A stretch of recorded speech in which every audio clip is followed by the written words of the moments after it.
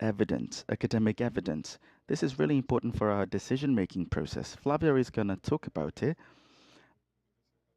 There is information on academic evidence which is not well compiled.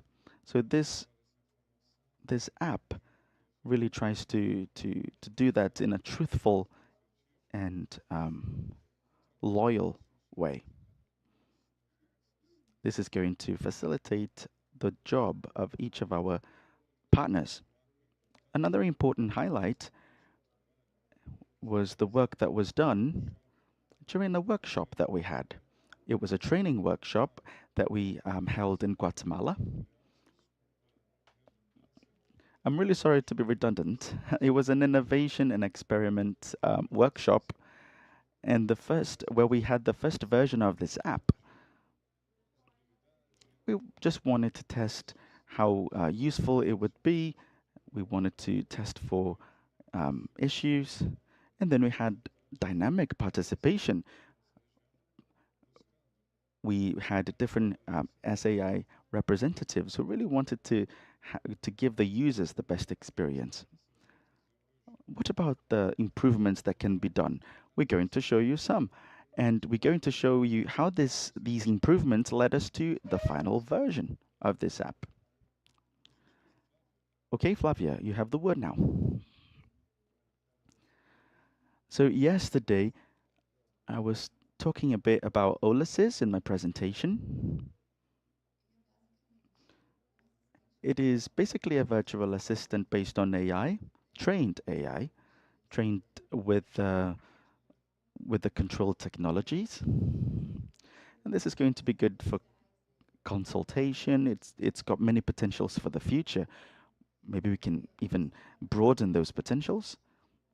It's a search engine, an academic search engine that will find, for example, we have OpenAlex. It's one of its examples where we can use over 250 million articles. We can also find specialists and experts. So you probably remember from yesterday, we have a single identification code.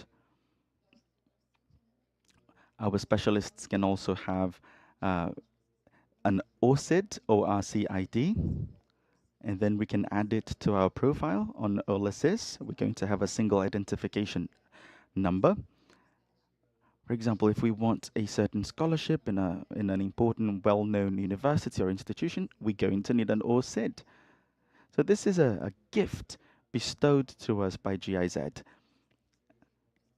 We know that the researcher is going to be able, that's what we see, the researcher is going to be able to do that straight on the OLACEFS platform. We know that independent platforms or other platforms, they fail compiling all of that information. So we're really going to narrow down, we're going to make it easier for us to, or for people, for interested institutions to find experts at InterSci.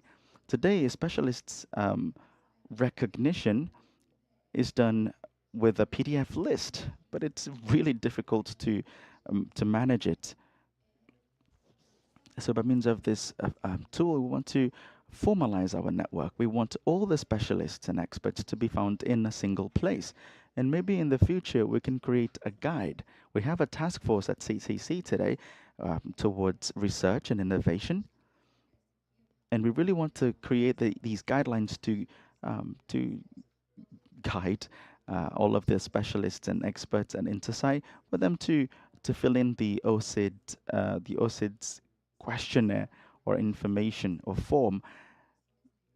You can see, you can consult different publications and articles that will instruct you how to do that. As we said before, it's multi-language. We have the available languages of English, Portuguese, and Spanish. All right, so let me move forward. So we see that the interface, the OCID's interface is simple. It has an international aspect to it. We can work with keywords, and we can submit as many as we want. This system has already been incorporated to the OLACEFS official website. And whatever improvement, whatever alteration, and the relevance of that search from those keywords, we are able to find through this technical intervention. We're able to find all of that. We also want to work with accreditation. For example, if we have experts which are credited in the region, we're going to be able to find that because they're going to receive a badge. That's what we saw yesterday too. I remember that yesterday we talked about it. Do you too? So this can also be recognized and acknowledged by OLACEFS. So we're talking about an independent platform with a very safe personal information storage. Everything is transparent. We can maintain it in a very simple way, even if we change the technician. So it's not in the power of just one person. It allows for collaboration in an integrated way. It's integrated to the OLACEFS platform too. So if you go to the official web page, the official OLACEFS webpage, you're going to see all of those tools. We're going to show you a QR code for that. So if you see some sort of inconsistencies, we're still accepting reports and feedback, so we can improve that with GIZ, because they are the ones responsible for the project. We really believe the transforming potential of this tool, both for the search of specialists and also for the publication of our articles. So we really want to explore, maybe by means of research scholarships with this task force. We want to produce knowledge, content that might be useful for the region. We started doing that with Intersci, and we want to migrate all of that material to our platform. We want to increase the visibility of the authors that participated in those articles. They're going to receive a recognition badge stating that they are part of those specialists, that group of specialists. And we know that this is going to potentialize our stance in this digital era. We have a little video that is going to illustrate that. What is sustainable infrastructure? So we're going to talk about this smart research engine.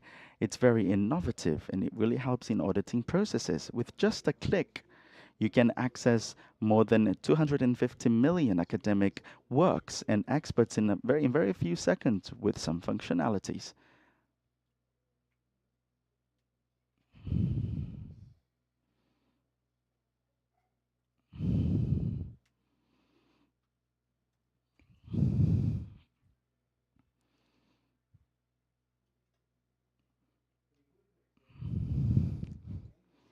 You can find experts all over the world with verified profiles on OCID. You might find yourself over there. It's accessible, adaptable, multi-language, inclusive. With OLACEFS, you are going to be a step ahead when it comes to sustainable, innovative audit. Auditing transforms decisions in impact.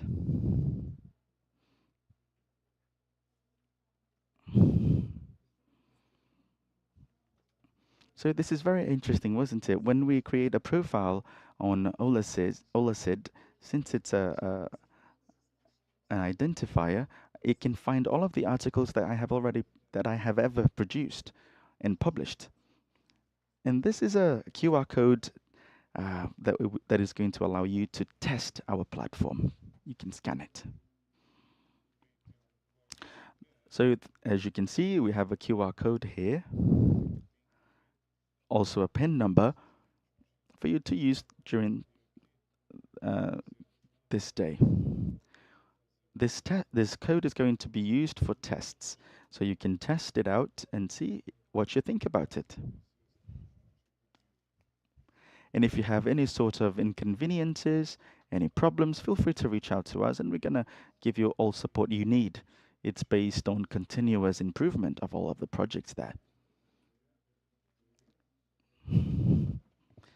And maybe during the next CCC meetings, we can work with a common taxonomy for everybody and a guide for filling out the systems form. And that's it. Gracias. Thank you.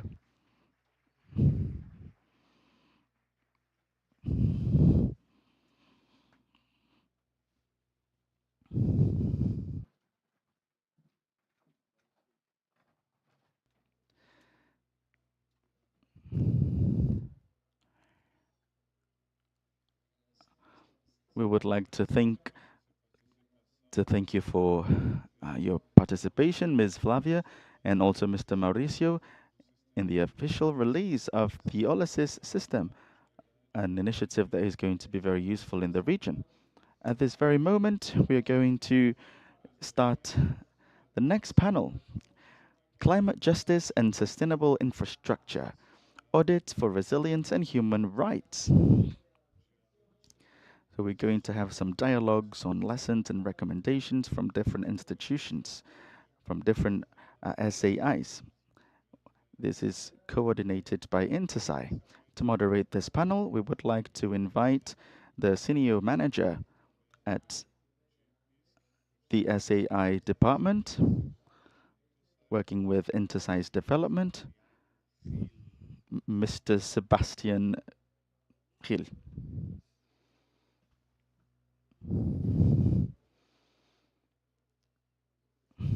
Tenemos el honor de invitar al escenario a la directora adjunta. We're also honored to invite the director, the INTERSAI director, Archana.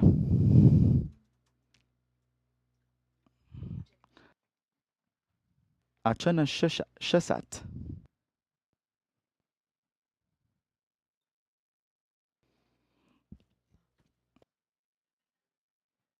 Tenemos el We are very honored to invite once again onto the platform the Controller General, Dorothy Perez Gutierrez from Chile.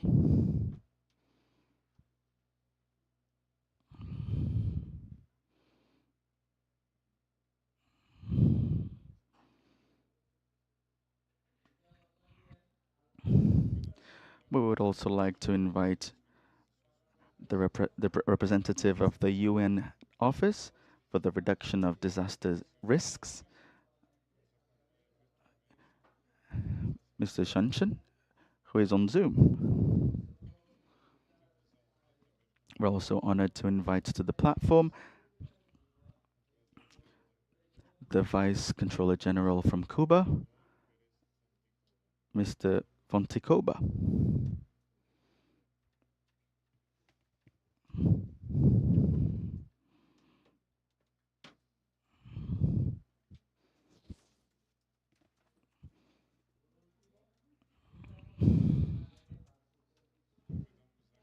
We would like to invite onto the platform also the audit team supervisor at the TCU, Mr. Romel Brundown.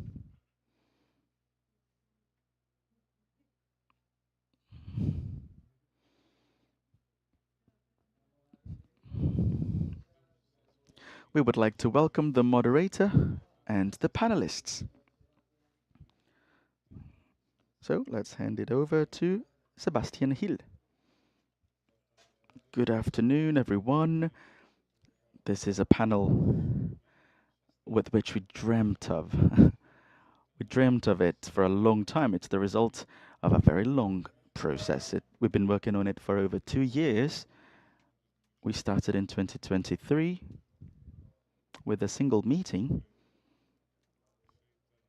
which was held in Oslo with many experts on climate change. We had WGA representatives, an environmental work group at INTERSAI, which is presided by the SAI in Finland. And we had many of our mates and our friends who joined us. I would like to excuse myself now, Mauricio. No ovation, no applause now.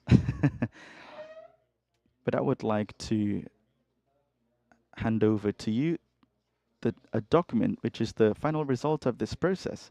And then everybody who can see us will see. Now feel free to offer your applause.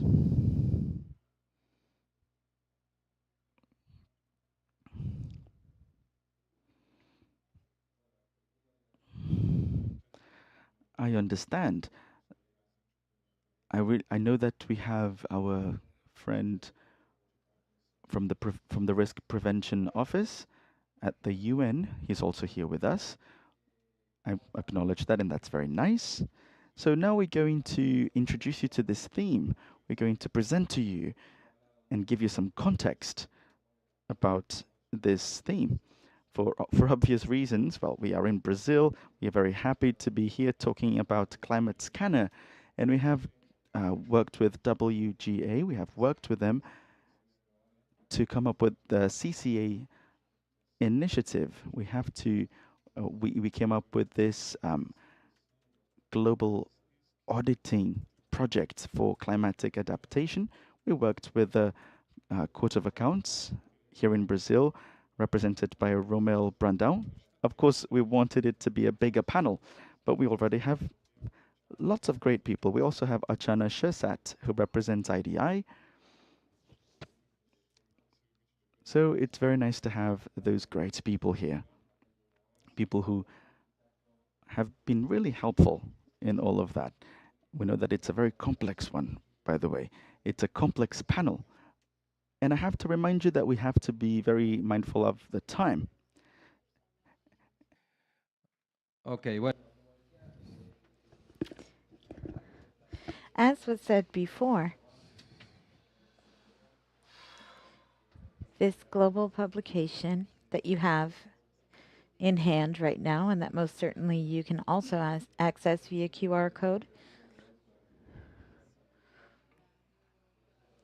This was generated through the audit on climate issues, on actions towards climate change. But the most important thing here is to emphasize its significance. And this may seem obvious to many, conducting an audit on climate change, but there are still specific foundations that have to do with identifying trends and priorities from IDI, but also climate audit procedures within INTESAI. The last report from the Intergovernmental Department was very relevant and most certainly did not surprise anyone involved in this process. We can also see that the relevance and the connections between SIDS and some of them are represented here today. We have the Vice Controller of Cuba.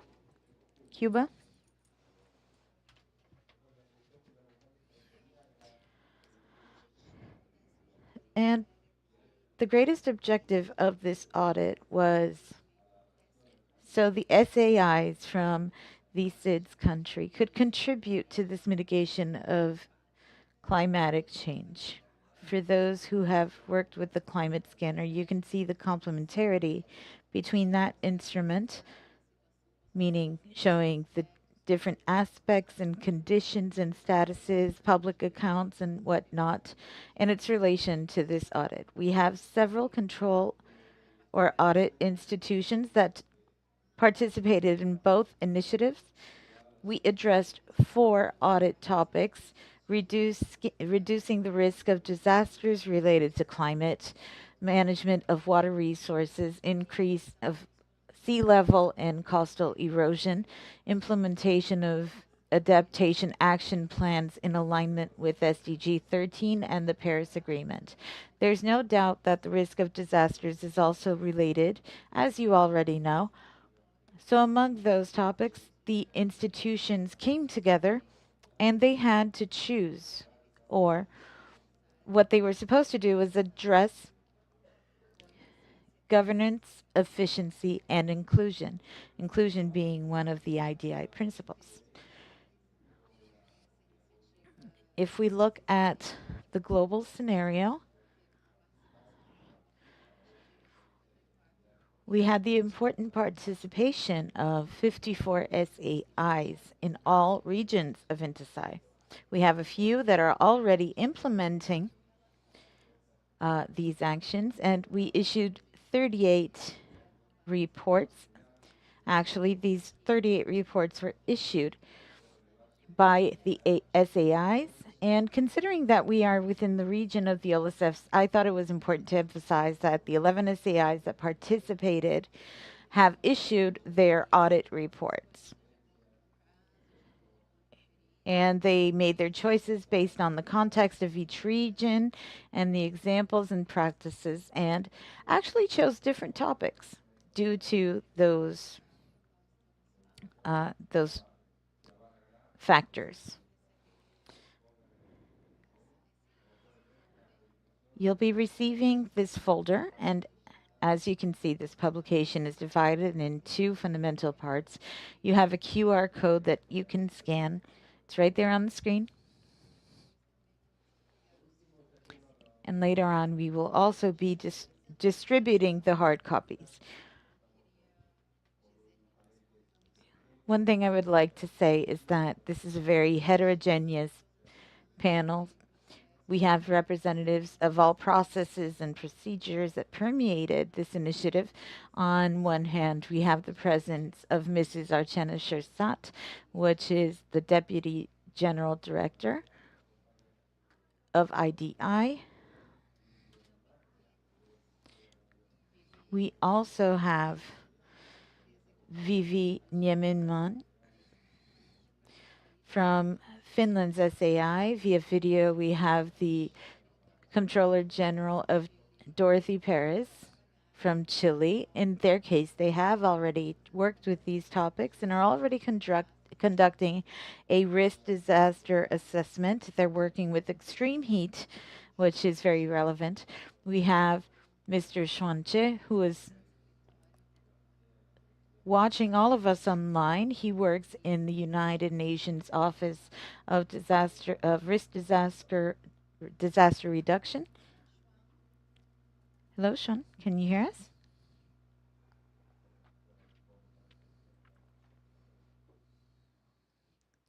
Okay.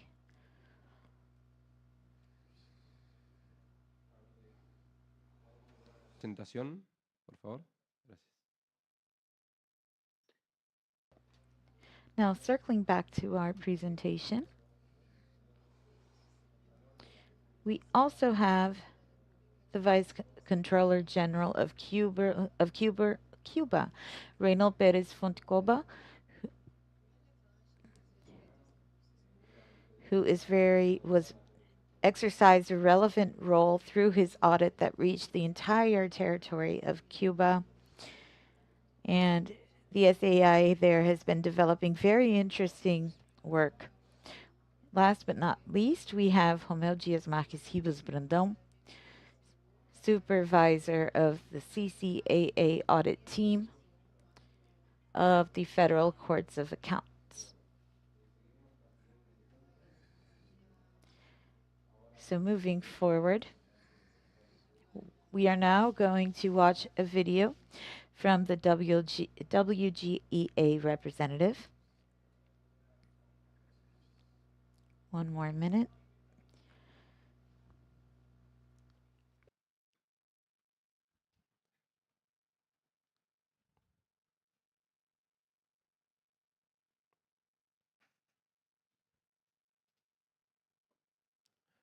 Ahí vemos al colega. Hi, Xuan. Nice to see you. You are connected. We can see you now. We will now show a video from Vivi Nieminman. Hello, Sean. We can see you. We can see you.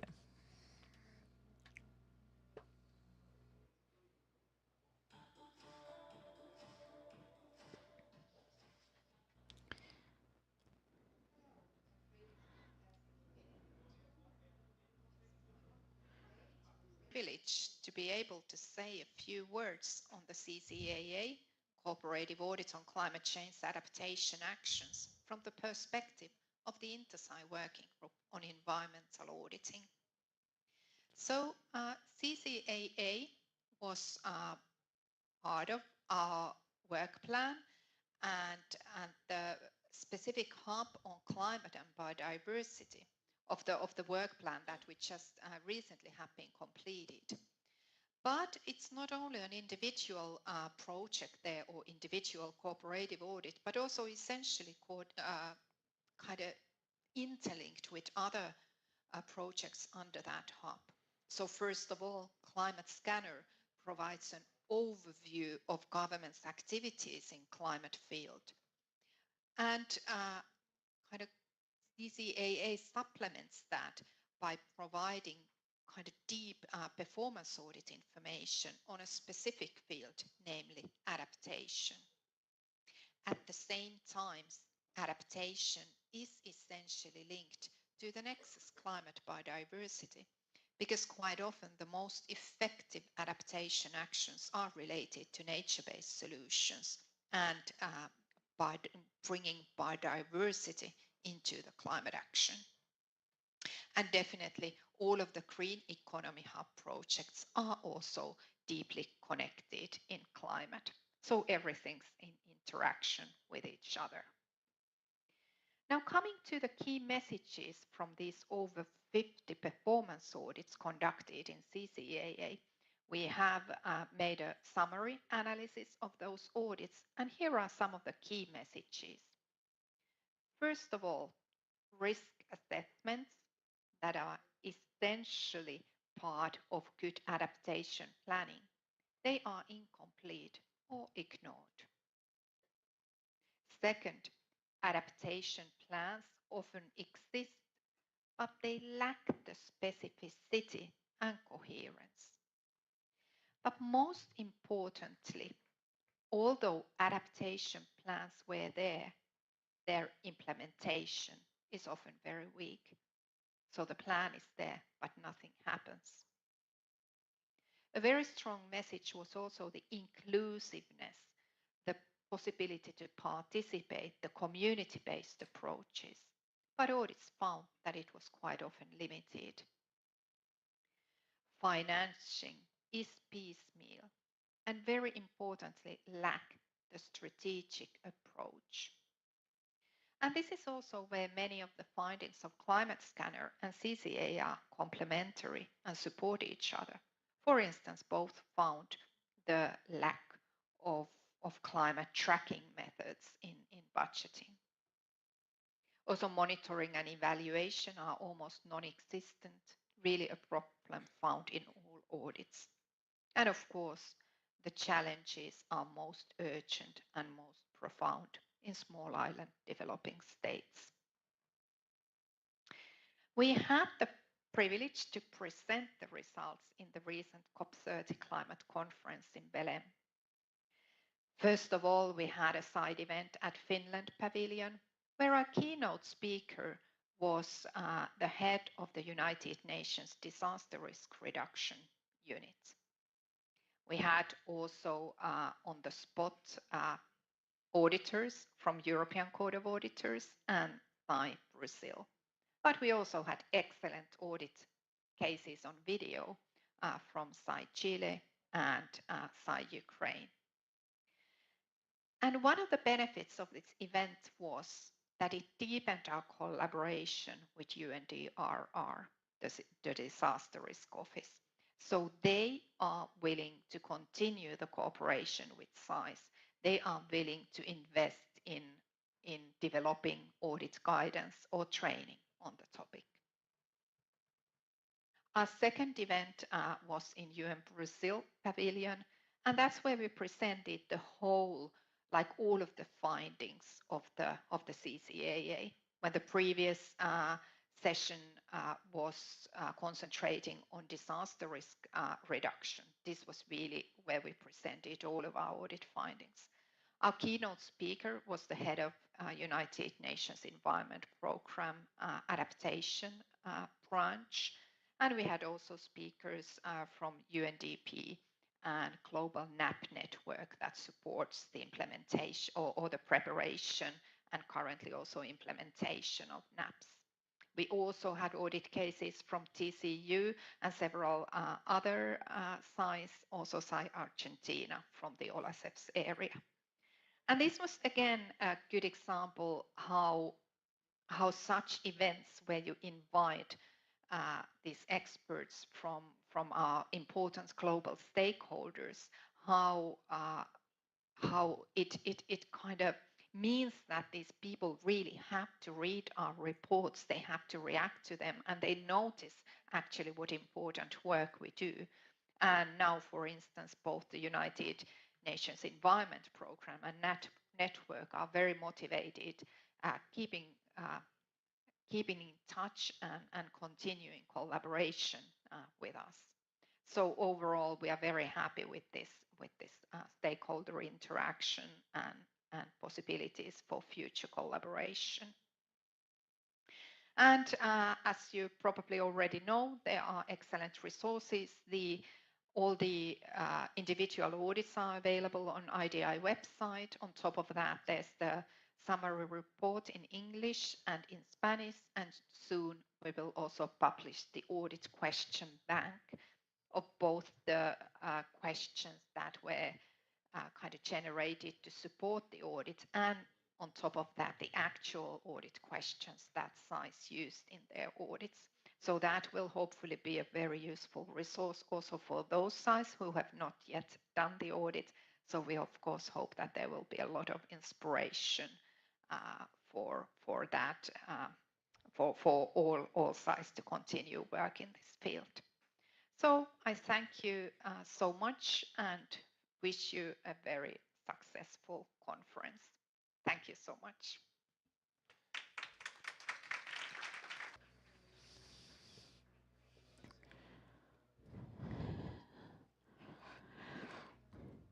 Thank you very much for your endearing words.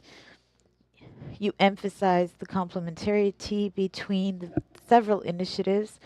So let's look at the global to then advance in audits. We would like to welcome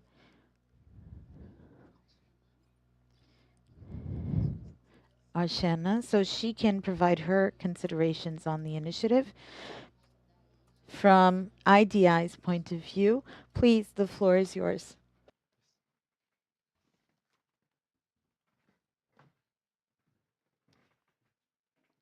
Since it is after lunch, I think I'm going to stand.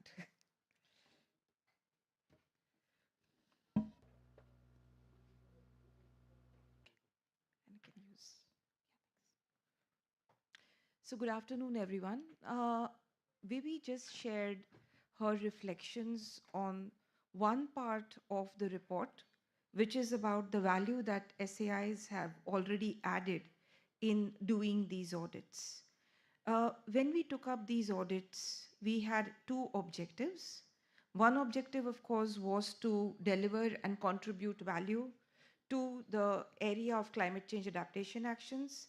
The second objective was to support SAIs in developing their capacities to audit climate action on a long-term basis, since this is a very important trending area which has also been picked up in a lot of global scans.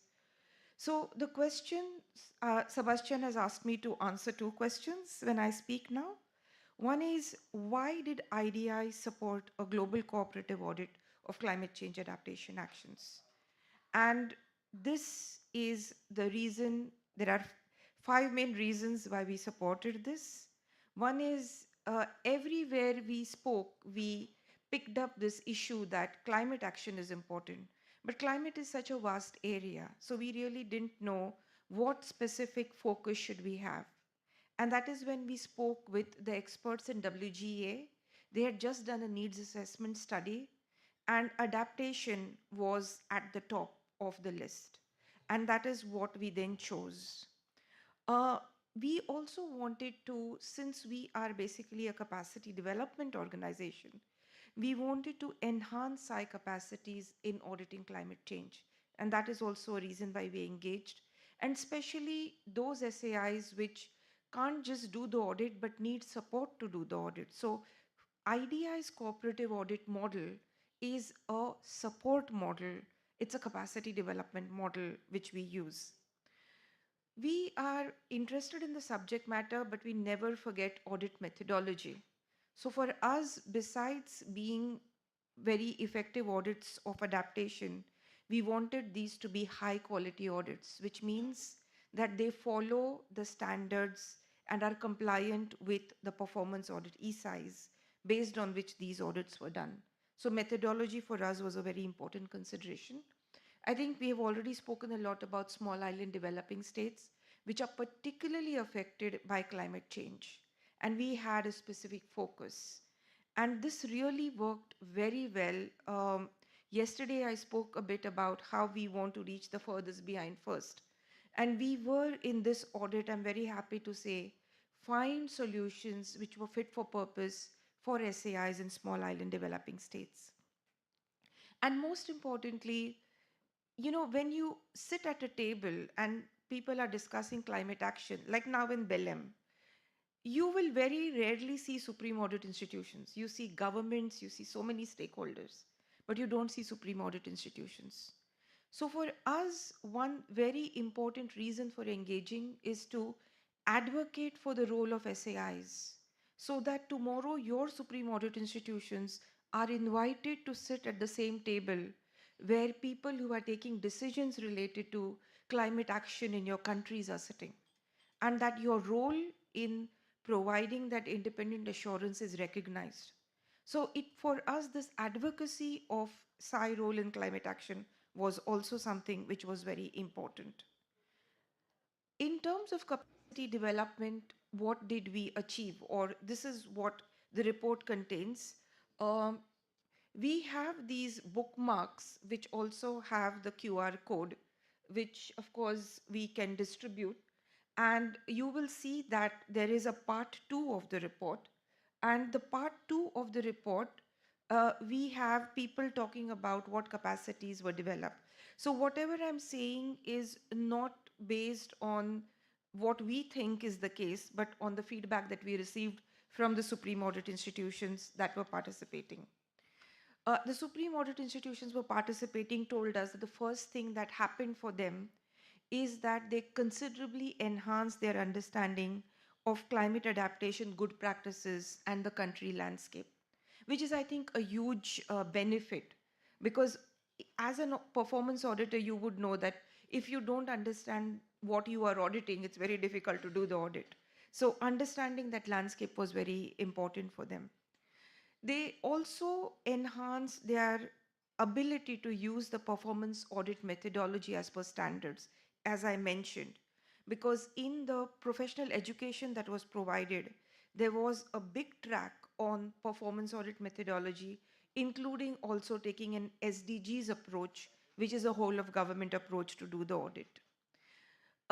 The audit model that we follow heavily emphasizes stakeholder engagement throughout the audit process.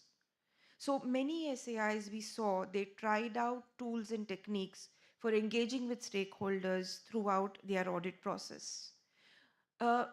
Since we worked together with WGA, we had a network of mentors, and these mentors were both audit and subject matter experts. So what we were able to create is this network of peers and of mentors who were able to provide audit support to SAIs, which SAIs reported to us worked very well. So both the education that was provided through an online platform, the mentor support that was provided worked very well. And here I'd like to say one thing, and especially since it's related to climate action. The entire support was provided online. So nobody has traveled anywhere to add to the crisis that we are already facing. And for us, we found that this was a very good model also of capacity development, because it was economical, and the other thing, it was climate friendly. SAIs, what they have told us that they are doing in the longer term in terms of institutional capacity, they're embedding climate risk considerations into their audit agendas. They are looking towards demonstrating the value of the work that they have done for impact. Because it's not just enough that we make recommendations, then you need to facilitate impact. And that's where we are looking at it. And we want SAIs to engage in the longer term, which is also what they're doing.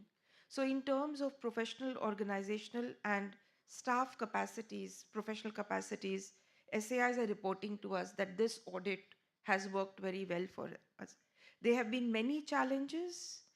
They have managed to overcome the challenges. Many did it for the first time. And I guess you will hear a lot from the SAIs who are here also about the challenges that they faced and how they overcame the challenges. But I hope more importantly to hear about the contributions that you have made and what impact do you see coming from these audits. Thank you very much.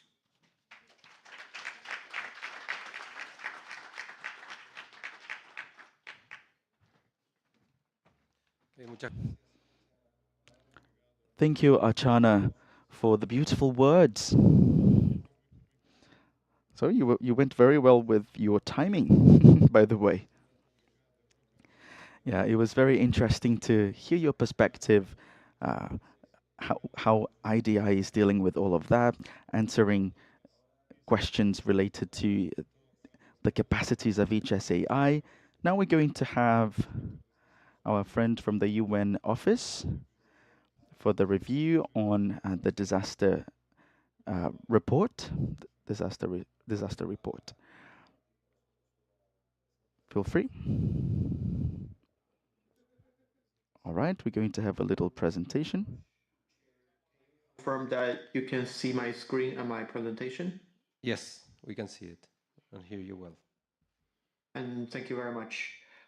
Dear colleagues, good afternoon. My name is Xuan Che. I am working in the United Nations Office for Disaster Risk Reduction as a lead statistician. And today I'm very happy to join this panel virtually and to share with you on the update and progress and the importance of the auditing of resilience in the disaster setting. As we all know, the disaster and risk governments have come a long way throughout the years.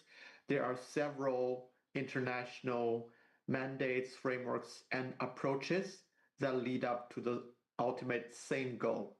On the climate side, the negotiation and development started in 1922 with the establishment of the UN framework on the Convention on Climate Change, or the UNFCCC, culminating in the Paris Agreement for Climate Change in 2015. In the disaster risk reduction arena, the first decade started in 1989 with the natural disaster reduction, followed by the Yokohama Strategy and Plan of Action in 1994, the Hugo Framework in 2005, and Sendai Framework in 2015. And of course, in the Sustainable Development Agenda, it started with the 2000 and Poverty Millennium Development Goal and the Sustainable Development Goal in 2015. So all of these international agendas on development has converged and agree on the resilience building as its common denominators. But despite all this international effort, we're still facing growing disaster risk. There are 7 targets of the Sendai framework, and from the left side, you can see that only 2 of the target on reducing disaster mortality, including deaths and missing populations, and increasing the national disaster risk reduction plans and strategies and local plans. These 2 targets, we are on par with the progress. The other 5 targets on reducing the effectiveness of affected population, the impact on economy, and on the damage of critical infrastructure, as well as early warning and international finances, they are either stalling or not meeting the expected progress that we're setting for 2030. And this is important because although we have come a long way to reduce the disaster deaths in the global scale, the affected population and the economic loss is still growing. So we're not doing nearly enough. What can we do now for the auditing to streamline and strengthening the disaster risk reduction measures and activities? Well, there are three major areas that audit can support the strengthening of national DRR strategies, plannings, and measurement. The first level is on the financial audit. This includes the measurement of the economic costs and impact of disasters, include the impact on the financial sectors and the statement to be considered. And this has been practiced in many of the disaster and post-disaster scenarios. The second area of audit including the performance audit. And this includes the audit on the financial performance of whether the disaster risk reduction investment and activities has actually yielded any progress. And third and finally, equally important, on the compliance audit, on whether the audit is whether the infrastructure and the measure put in place has make progress and effectiveness on reducing disaster impact. All of this has been passed by the United Nations General Assembly resolution in 2024, which stated that the role of the Supreme Audit Institution in addressing climate change through independent and objective assessment is of highly importance, and encourage member states to consider these findings and recommendations in the SAI report. So here are some of the examples of the national auditing that has disaster resilience component or sectors in it. As you can see, there are multiple variety of audits that have already done by Intusai, by India, for instance, and more should be. We're working with more institute to apply these frameworks and guidelines. So these are also mentioned by our global platform on disaster risk reduction, which is the once every 3-year annual event of disaster risk reduction, similar to the COP that was just wrapping up in Belém. So in the Geneva Call of Disaster Risk Reduction in 2025, this year, it stated that the DRR community should engage with national SAIs and independent oversight body to enhance transparency and accountability.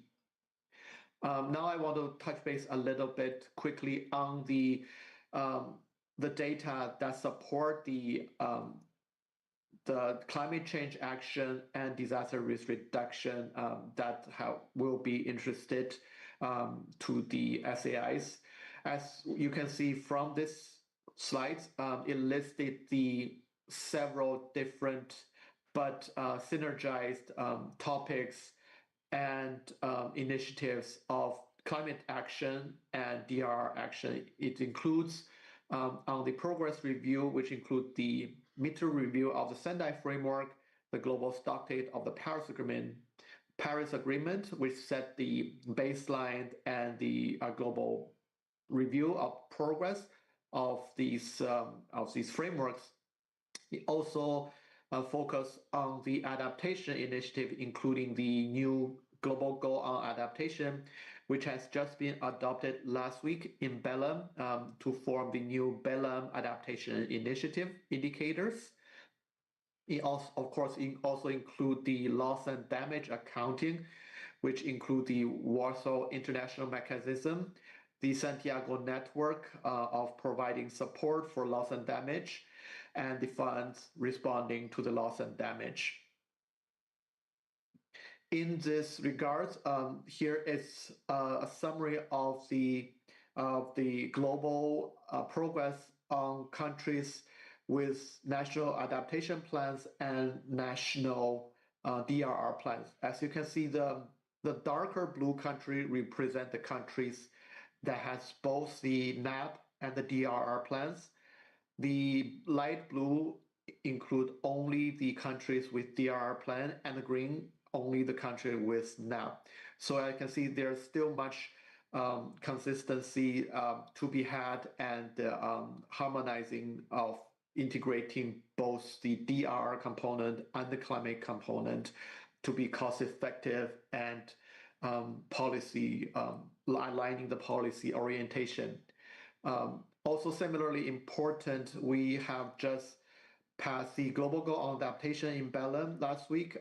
These are the 11 thematic and adaptation implementation target covering the area of water, food, health, ecosystem, infrastructure, poverty reduction, cultural heritage, as well as early warning system, monitoring and evaluation of adaptation, impact evaluation, and implementation. So all of these indicators has been selected through a very scientifically difficult but methodologically sound system and process, starting with more than 10,000 indicators, and finally submitted to the COP30 secretary and chair last week, 2 weeks ago, with 100 indicators. And finally, the Berlin adaptation indicators were adopted with 59 final indicators. So all of these will serve as the baseline for the framework to evaluate climate change adaptation process. In UNDRR, we're working with closely with UNFCCC and other international organizations by consistently and timely monitor the global disaster data. One of the systems was the Disinventar, which was created in the Latin America region and has been in operation for about 30 years. We now have about 113 countries with nationally owned, operated, and analyzed loss and damage disaster database.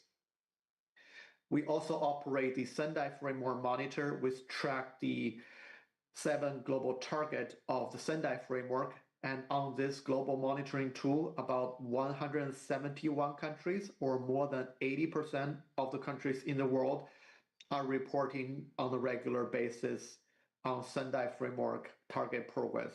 So we have about more than 1,000 national data producers throughout the world, and we report these data to track the progress of the Sendai Framework and the related 12 SDG indicators related to disaster.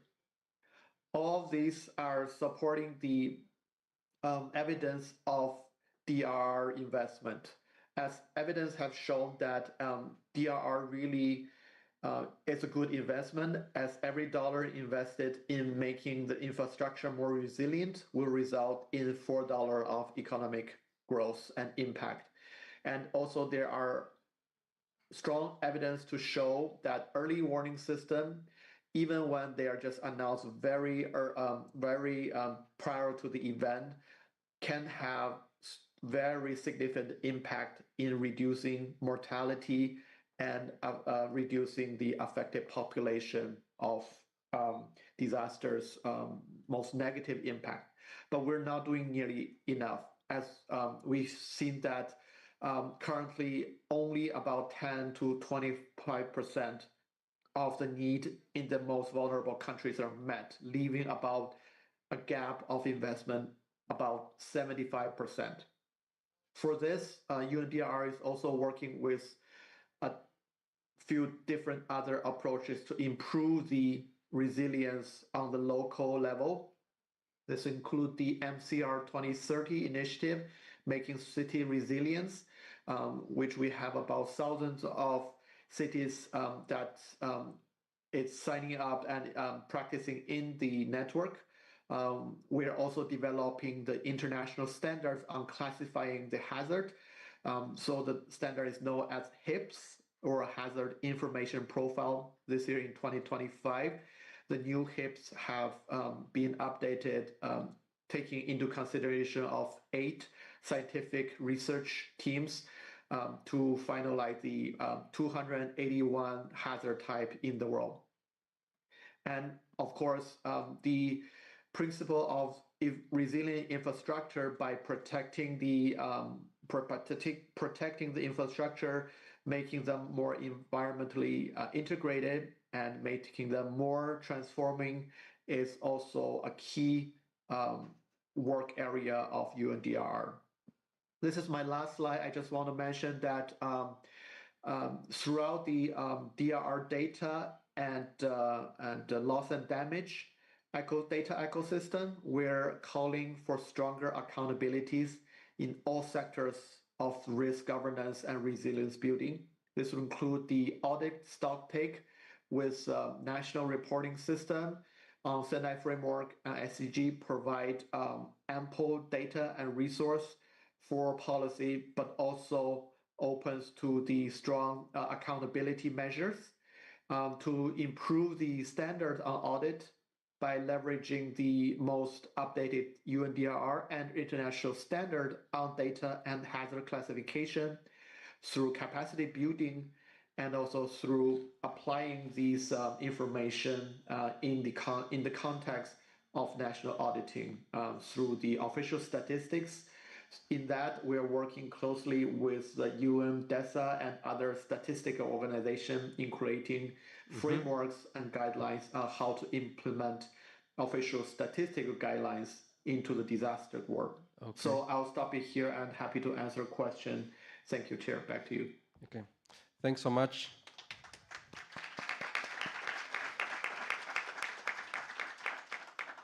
Thanks so much, Shun.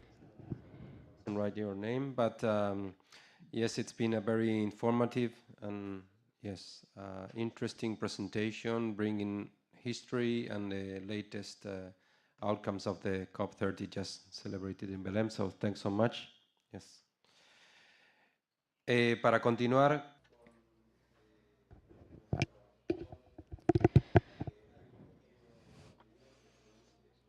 Well, regarding the order of the day, we have a very short video that will serve as the introduction of Chile's presentation regarding its SAI's activities. It's connected to the theme that our colleagues mentioned. The video, please.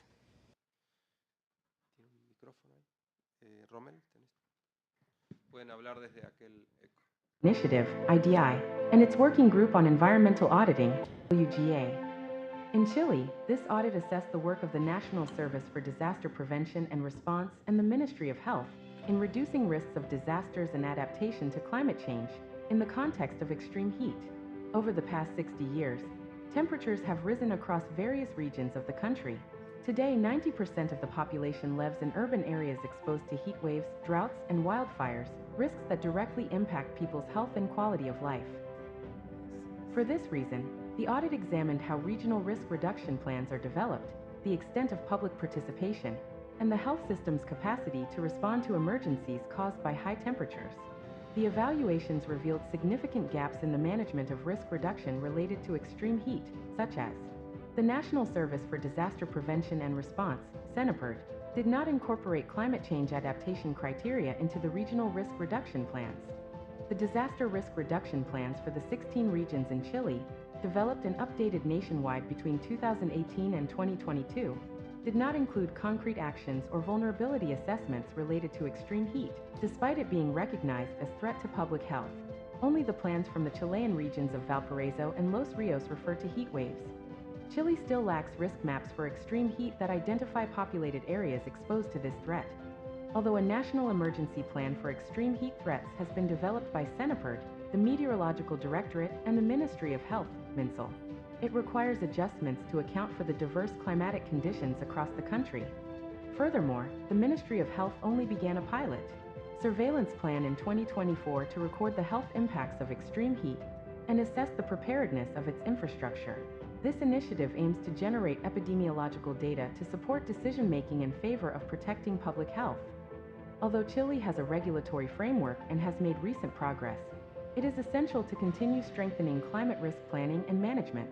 The Comptroller General of the Republic of Chile reaffirms its commitment to oversight, transparency, and the well-being of the population in the face of the challenges posed by climate change. Comptroller General of the Republic of Chile, overseeing the responsible use of public resources.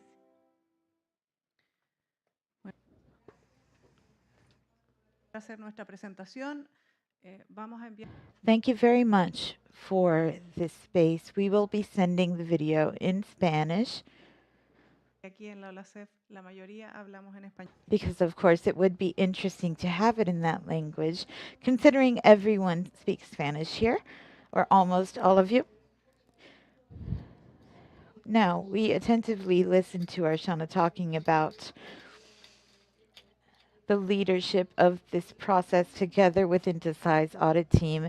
And we also saw in the later presentation all of the effects on financial resources. And now we're going to talk a bit about, in these remaining seconds or minutes, there's a time policeman over there that is supervising our time. So why is it interesting for us from Chile to perform work like this?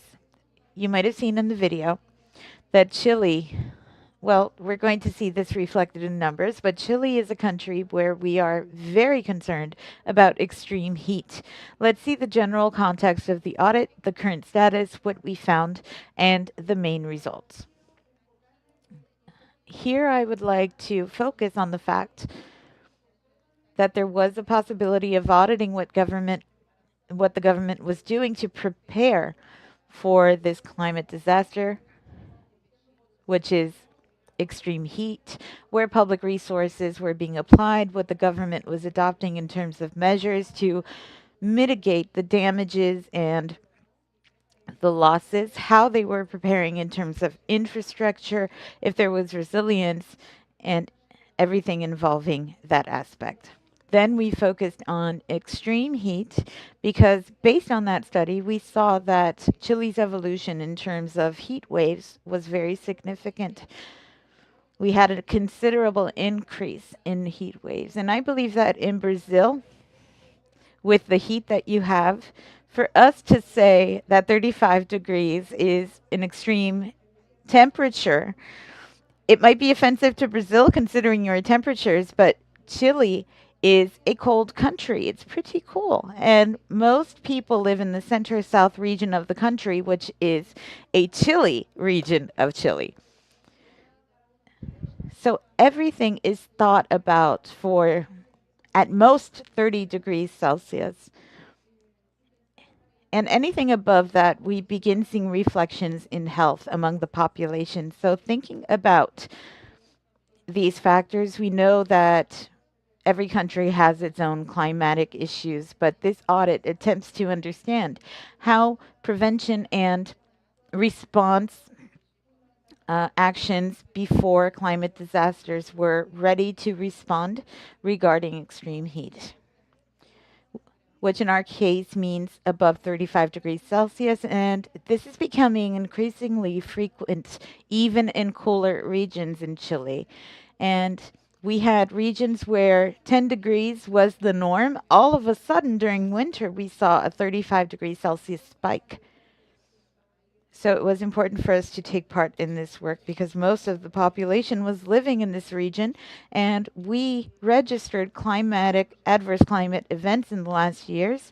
And once we follow up with the evolution of the statistics, we can see that we are not within the standard behavior and that these events are recurring. So the results obtained showed that the disaster prevention system had not included the very items that needed to be there to reduce the risk of disasters. It also did not consider the difference in locations in terrains and territories. We have a number of climates within our country, and that means that the institutional response of the public sector, of course, has to consider the specificities of each region, of each population, of the ways of life, of how things work, of the infrastructure. The disasters based on that are also different for each region. So considering our size and our territories, we have different extreme events. We also detected the lack of effective coordination among different instances that work within this field. In characterizing this threat, they had not executed any planning or training for diseases generated by extreme heat, which implies, so before extreme heat, we have people who lose consciousness, we have people with difficulty to breathe, we have people who actually evolve to death. So we need specific answers from the state or the government for this given situation. Among the 6 regions of our country, only 2 were addressing heat waves as a concrete threat, but without the analysis of population vulnerability or anything very specific.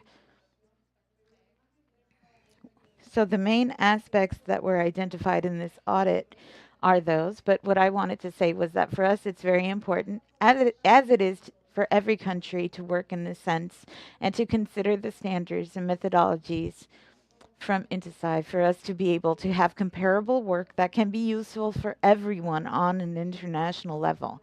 I believe that when we have initiatives with those characteristics, and of course we do want to thank IDI for its efforts and its technical support, but in addition, we also want to emphasize that these types of incentives need to happen, and they need to happen more frequently.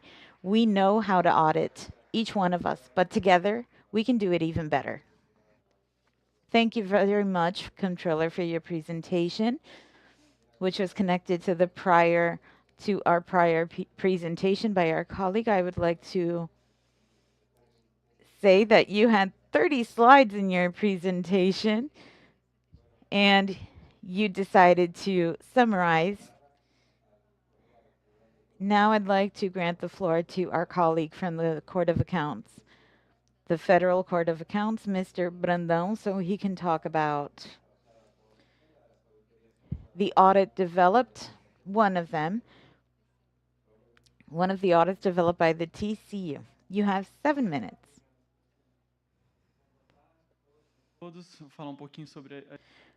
Well, good afternoon. I'm going to speak on the experience of the TCU.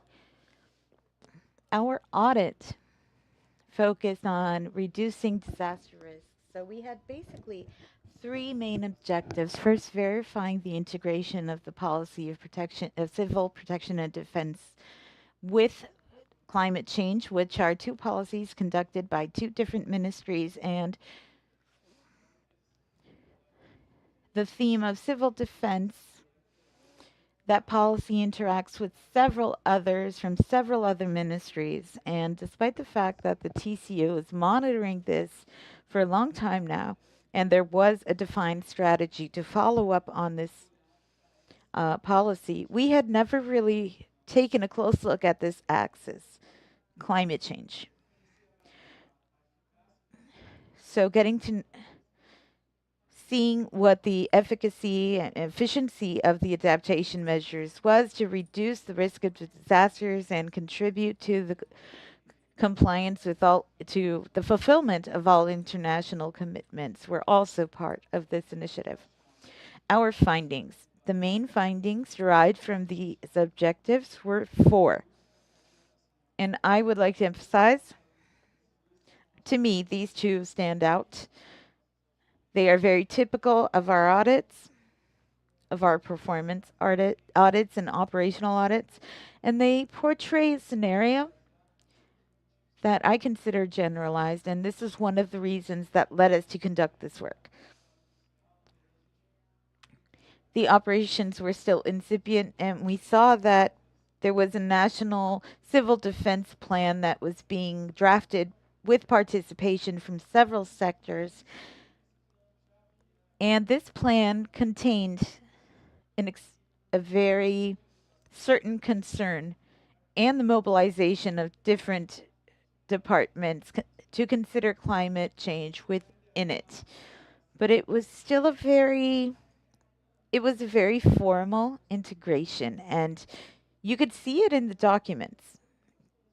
But we had to bring that from paper into reality. We saw the fragmentation of implemented measures exactly because it was spread out through the different ministries and departments. And these are the findings I would like to draw attention to. Sorry for the formatting.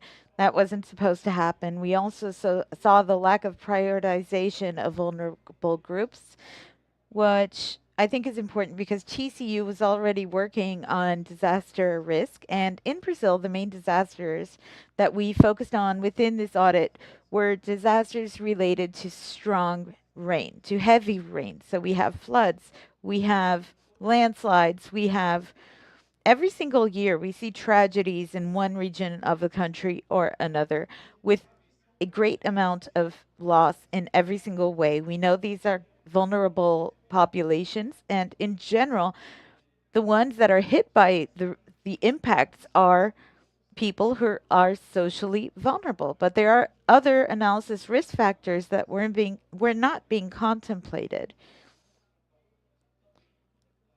And that we saw that other entities that addressed this were also not including. We have the elderly, children, women, a number of groups that need a very special way of seeing them, because the reflex on this population needs to be mitigated.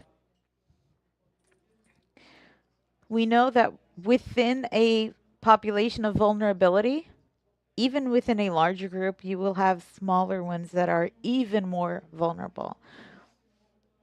And we also, and circling back, we identified that the National Civil Defense Plan and climate change adaptation was more or less integrated, but the monitoring system did not exist. And as our colleague from the UN presented, we have a monitoring system that is international, used by most countries, and that Brazil, surprisingly, was not integrated to. I don't think it is yet. I think that's a very relevant point for us to think about in terms of transformation, because from the moment that you instrumentalize not only the audit entities, but all other departments, you are able to demand results on what is being done. Our successes, there are 3. Training and initial alignment. We had a number of teams working on different public policies, and this was very important. What we did was we began with a solid guidance and training, and despite the fact that these teams were mature in several aspects of what they controlled, a lot of the content that was brought was new to everyone there. Another issue was cross-sectioning. And the training allowed us not only to apply this knowledge within the specific audits that were being conducted, but also to create a way of seeing a point of view that was very specific to others. And this is a theme that touches on many public policies, not just disaster risk reduction, and not just the 4 items that were chosen as guidelines for this theme. next, we had the possibility of aligning with the strategy that was already in place. I think that is key to the success. What we saw was built by IDI. It allowed us to bring together this climate change and adaptation approach and included into actions, control actions that already existed within disaster prevention. So we had a number of activities, but they were all focused on response and recovery.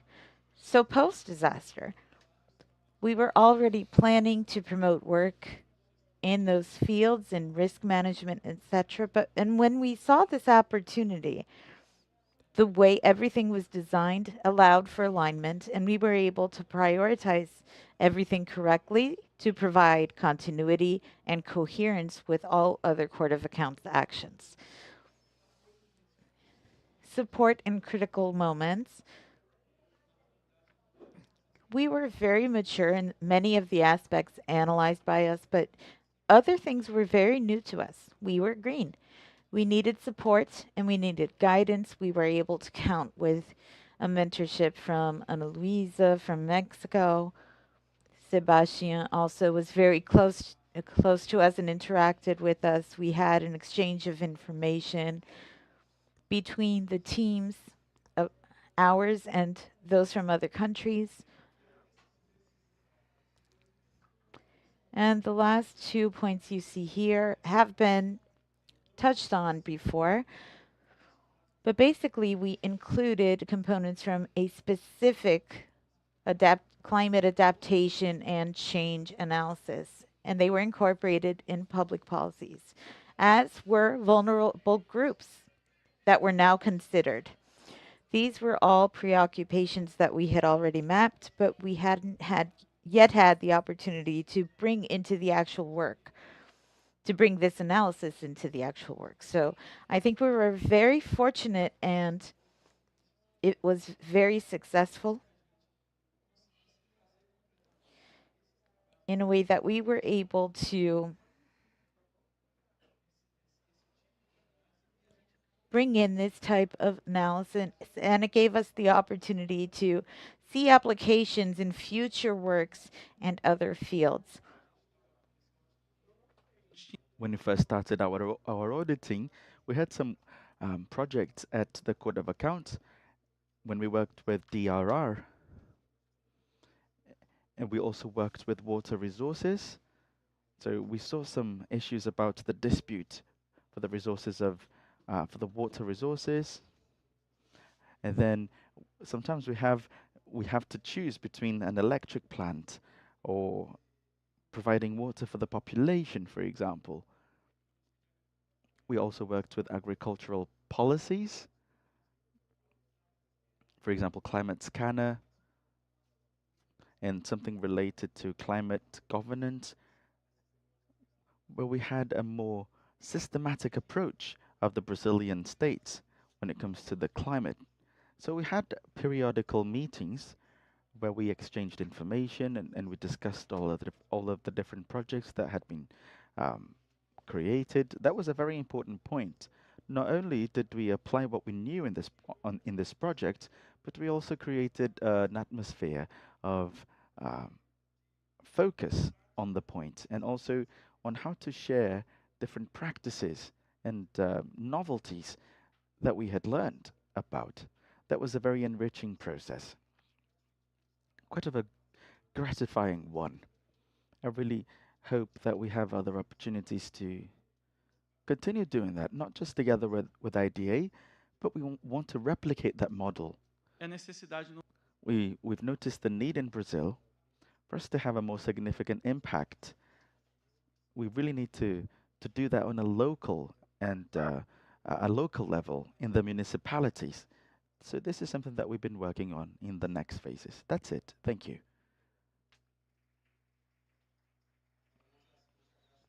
Thank you. Thank you very much, Romeo. Thank you for your reflections. I really hope you can continue with those initiatives, with that support. It's a very good opportunity to thank all the SAIs for their contribution. This will allow us to collaborate together. We want the regions to be all connected. And just like our friend from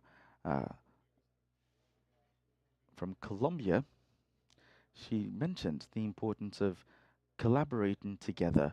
We also heard a friend from the UN. We had Chile and Ecuador. All of them are part of the original team. I would like to thank you very much for your support in this regard. Now we're going to have another presentation. We're going to have the Vice Controller from Cuba, our friend from Cuba. That's a very interesting audit connected to water resources. Good afternoon. Welcome. In behalf of the Controller General's office in Cuba, I would like to thank you very much. Thank you for the opportunity of working together with IDI and OLACEFS in this auditing action, which has been incorporated with climatic change or climate change. I have to say, for me, it was a challenge. Working with this topic was quite challenging for me in my first audit. Our SAI, working with climatic change, has really met some obstacles because we had worked with financial issues and budgetary issues, but not with this specific focus on climatic change. So it's true that we have to acknowledge your support in that. And once again, I would like to thank you for that. Thank you, our mentor, Sebastian, in certain moments when we really felt like we weren't going to be able to perform that audit. So thank you very much for your support, your understanding of our beginnings, if you will. And that's how we were able to carry out the work. And just like our friends here mentioned, we have to remember that there are possibilities, there are moments where we're going to fail. And if we over focus on the failings, we're not going to be able to proceed to move forward. So having those interchanges through video conferences during the auditing processes really gave us an opportunity to have those exchanges.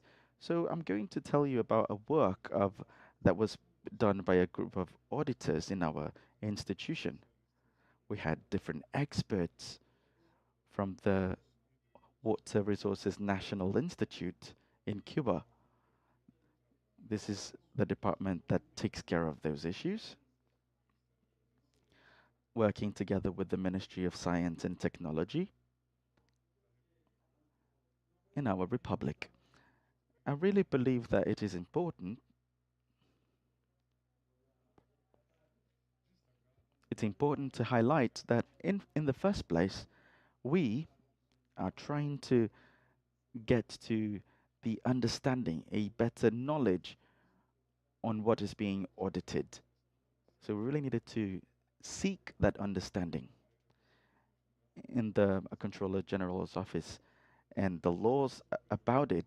We have to really understand its regulations about public resources and administrative management. But in our law, there is no acknowledgement of environmental auditing processes, even though there might be something that is a bit more general, but we don't have that specifically. And it's interesting because there was a surprise. They were like, the audited institutions were surprised because they were not accustomed to having such an auditing process done to them and on them about their institution. That was quite of a surprise. So we really needed to explain to them why we decided then to start. We asked them to be cooperative. We wanted them to participate in the project, in the whole process. We really wanted to solve the issues, the existing issues then. And throughout the whole process, we were able to actually count on them. We were trying to find a balance between the different interests of every party involved. That was quite challenging. and that really demanded that we be better prepared. It required preparation. We needed to study. We needed to look to different countries and really check their experience. There were some countries that were that were more experienced when it comes to environmental auditing. So we really needed to learn from them. And one of the results that we've had was to have the involvement of the audited party in the execution of the auditing process, because we are engaging with their problem. So that no longer means that they're going to be just subjects of our work, but they are actually going to be allies. They become that becomes a personification of the audited object, and because of that, we see that we were able to have better results. And then we can work on recurring themes. Time after time, we would focus on the same points to see if there was any progress. We know that Cuba is an island, and it's made up of smaller islands. So it is a subject of immense importance. Whenever we talk about water resources, we know that this is going to be a major theme. And here in Belém, in the past 2 or 3 weeks, we spoke about that, because Cuba is a state, an insular developing state. We've been fighting the impacts of climate change. We know that that has a bearing on economy, on day-to-day life. So for us, it's not optional. We have to actually fight climate change and its impact. It's an obligation, not an option. And from then on, the government in our country approved a very simple task that is part of our state plan to mitigate the risks connected to climate change. And then we came up with an outline to be followed. And we included in this plan, we included the beaches that you can see in the photo. That's a photo of Baradero, a very beautiful region in our country.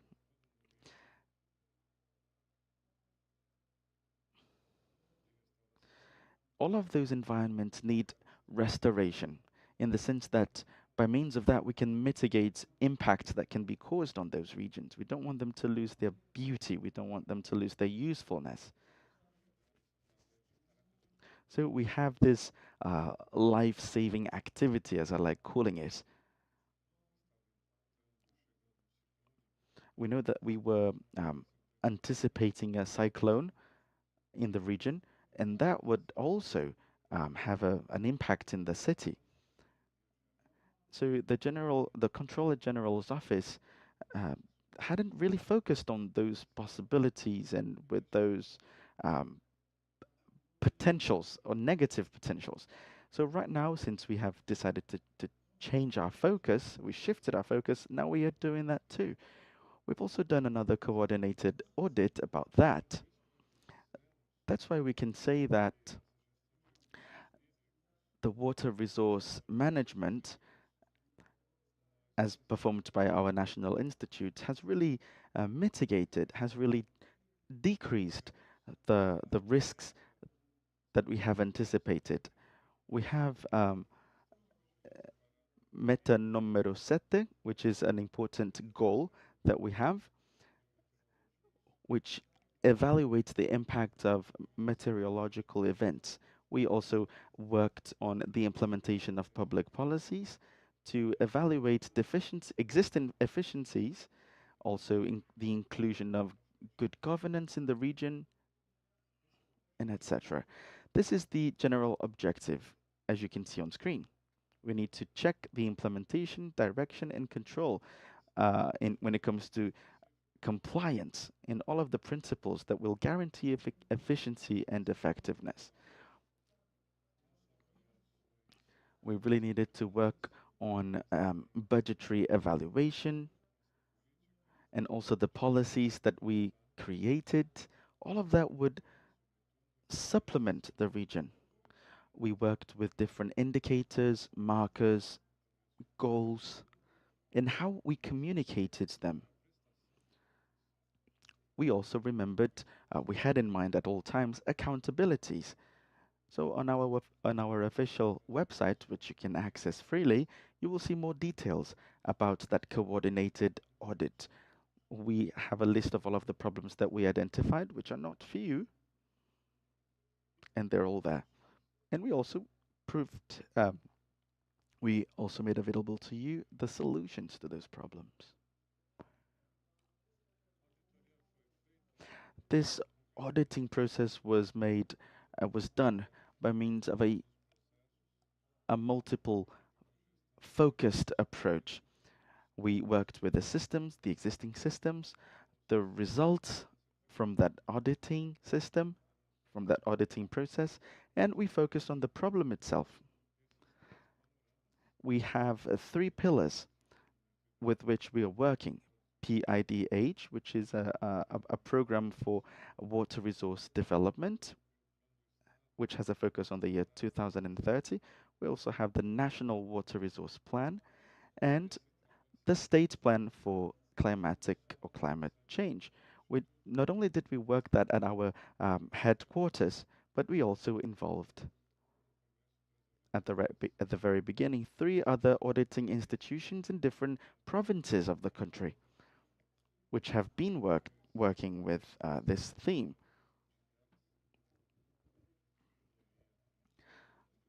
So in the end, we were able to prepare auditors, individuals that work in our provincial offices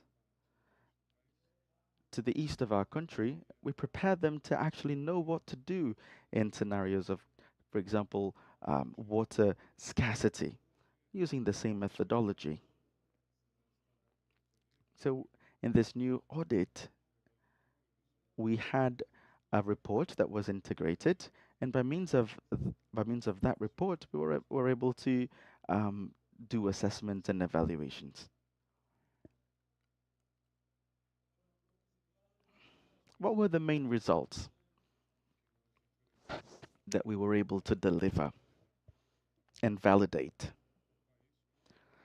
So now we have a national water resource policy, and this policy is acknowledged as a right in the constitution, in the country's constitution. So this is all a part of our policies on a state level. And we have to implement it by means of projects, plans, programs which are intertwined and which share the common goal of evaluating the current administration and management of water resources in our region.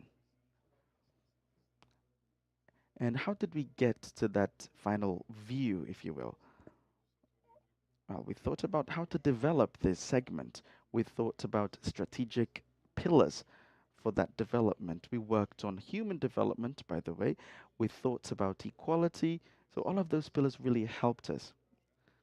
We have 5 associated projects related to sanitation and water resources. They're all part of a setting, a set of items that are working in tandem with a national governance. So how are we doing? We have to say that we are progressing. We've been working hard in order for this national authority to be recognized and acknowledged.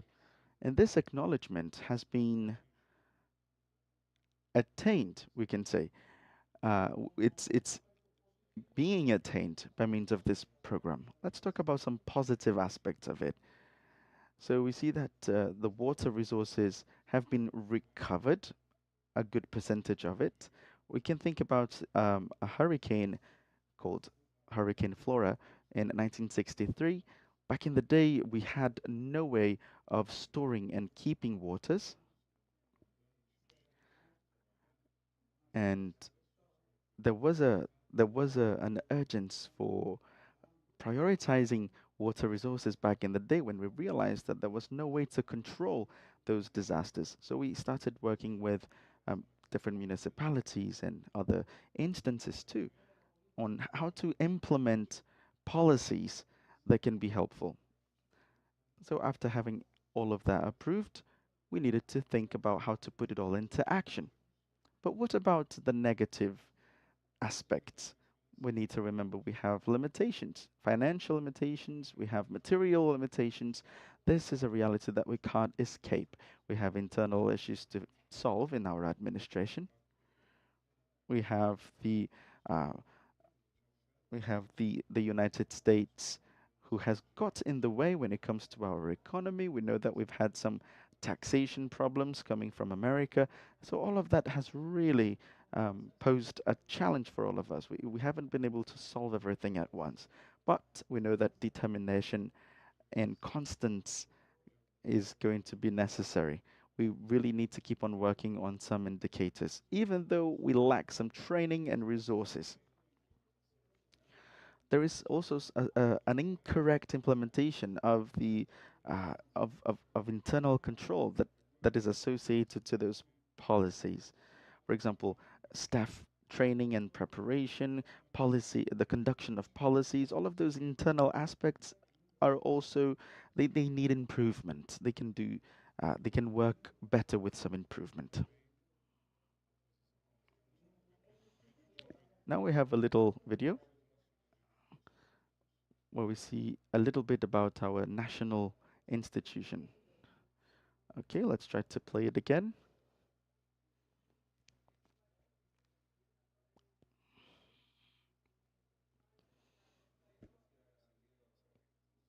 All right, would you like to present the video? Would you like to say something else about the video?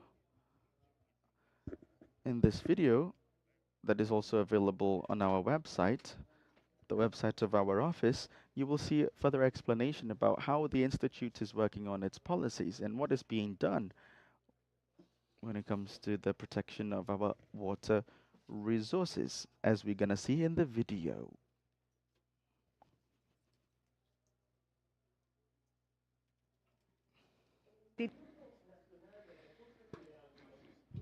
The National Institute for Water Resources supervises and directs the control and execution of state and government policies regarding water resources of the country. El Instituto Nacional de Recursos Hidráulicos dirige, supervisa, controla y ejecuta la política del Estado. It supervises and implements public policy regarding water resources in the country.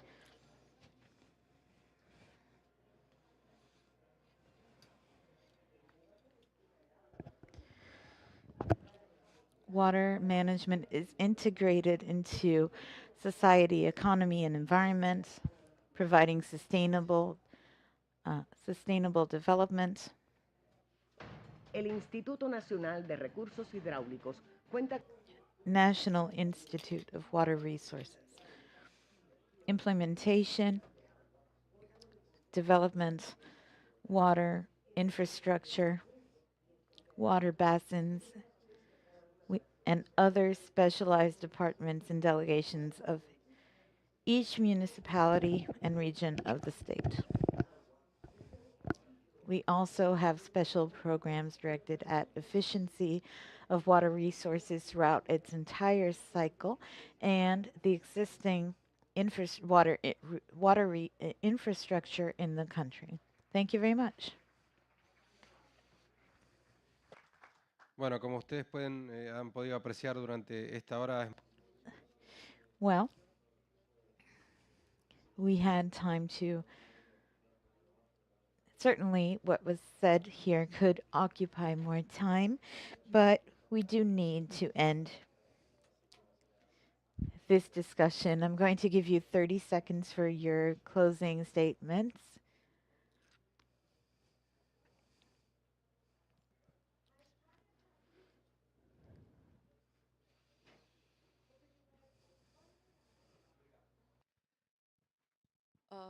I just want to say that once again, I see how if we work together, we can really produce great results. And climate action is an area where there is a lot of scope to work together. So I also heard Dorothy. We will definitely see how we can continue to work together in the future. One area that we are working on right now is related to sustainability reporting in the public sector, and it is particularly related to climate related disclosures. So that's an area that is something that's really coming up. Muchas gracias, Archana, por las reflexiones. Thank you very much, Ashana, for your thoughts. Our OLACEFS president, our dear Court of Accounts chief auditor, has already said that we have themes that need to be discussed.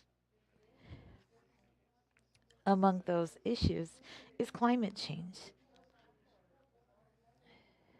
So we will be changing our focus to talk about disasters, hurricanes, among others, that are taking place within our region. And why am I talking about this? Because working on this in a coordinated way, not just the 11 countries in our region, but all over the world, it brings faster results against these situations because citizens, that's what they expect. And I am very happy to see that other countries have a financial focus on their audits, but are progressing to promoting audits on other themes because we need actual concrete changes and fast.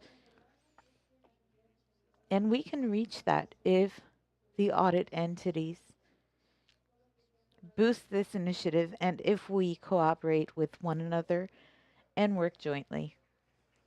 Thank you very much.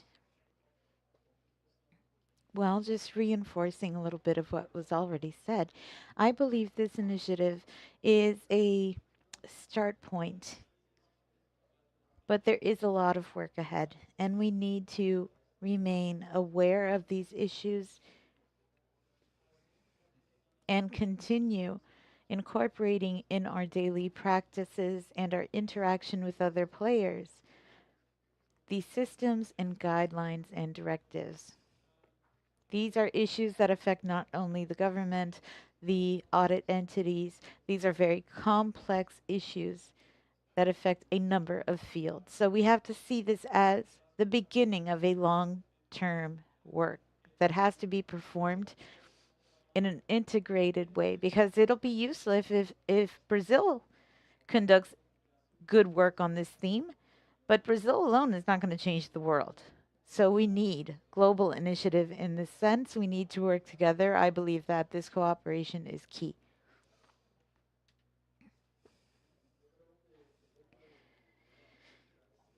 I think that the fact that the SAIs,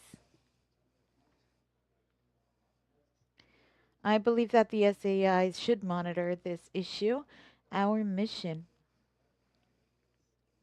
is to provide recommendations to signal what is wrong or what needs to be improved. And at least in our country, our focus is monitoring the government and even more to face climate change. And I'd like to recall that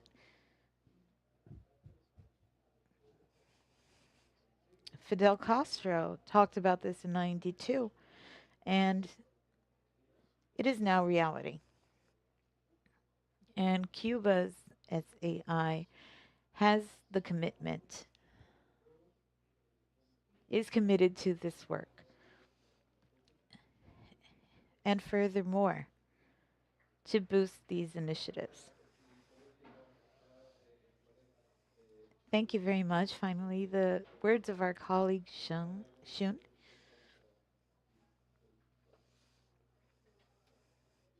you very much, Chair. I think it's important to recognize that the disaster can cause one of the most devastating effect to human and economic development. A lot of them, there are time after time examples of one disasters will offset or undo years and years of development. So it is really important to work with all the collaborating sectors and partners to make sure that we manage effectively the disaster risks and that we don't work in silos. Because just to have the disaster data or the DRR implementation policies is not enough. We need to see and understand how these data and policy can be harmonized and synchronized with the climate change community, with the auditing community, to make sure that these data and this policy reach out to the maximum policy mandate and its potential. Thank you very much. Thanks so much for your words.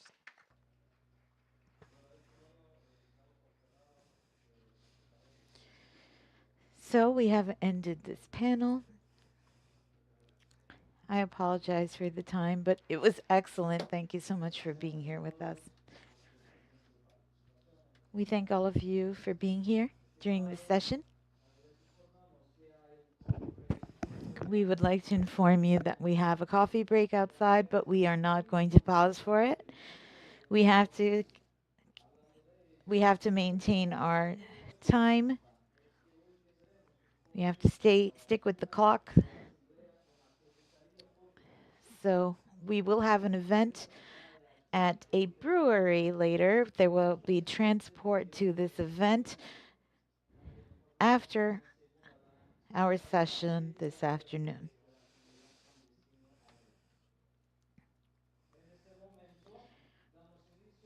Right now, we are beginning our panel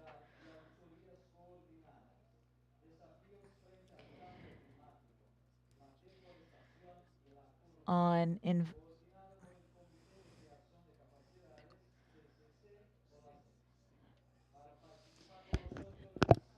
I would like to invite CCC to participate with us in this panel.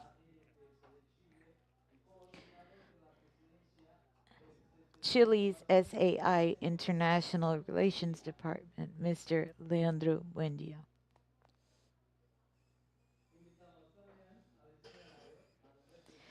We also invite the representative of CCC OLACEFS, Juan Gonzalez.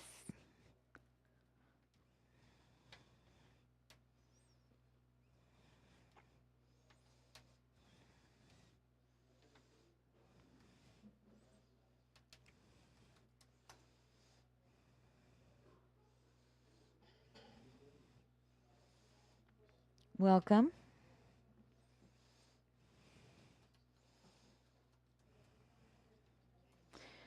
Here we are representing him. This initiative, just to give you a quick introduction, is boosted by the Federal Court of Accounts.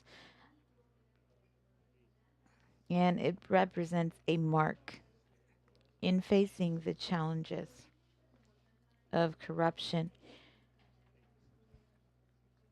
We had a workshop on corruption and deforestation in Chile, where there were 4 strategic recommendations to strengthen the coordination, the institutional and intersectoral cooperations,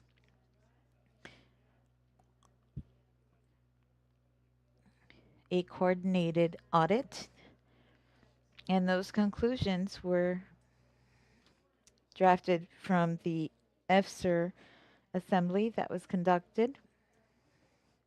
And basically, the thought was to have something that fought against climate change. In December of 2024, during the EFSR assembly in Barranquilla, Colombia, we had the seminar Mechanisms and Tools of SAIs Against Deforestation and Climate Change, where we saw the outcomes of diagnosis. We were presented with a toolbox that was developed by consultants and with the support of the IDB.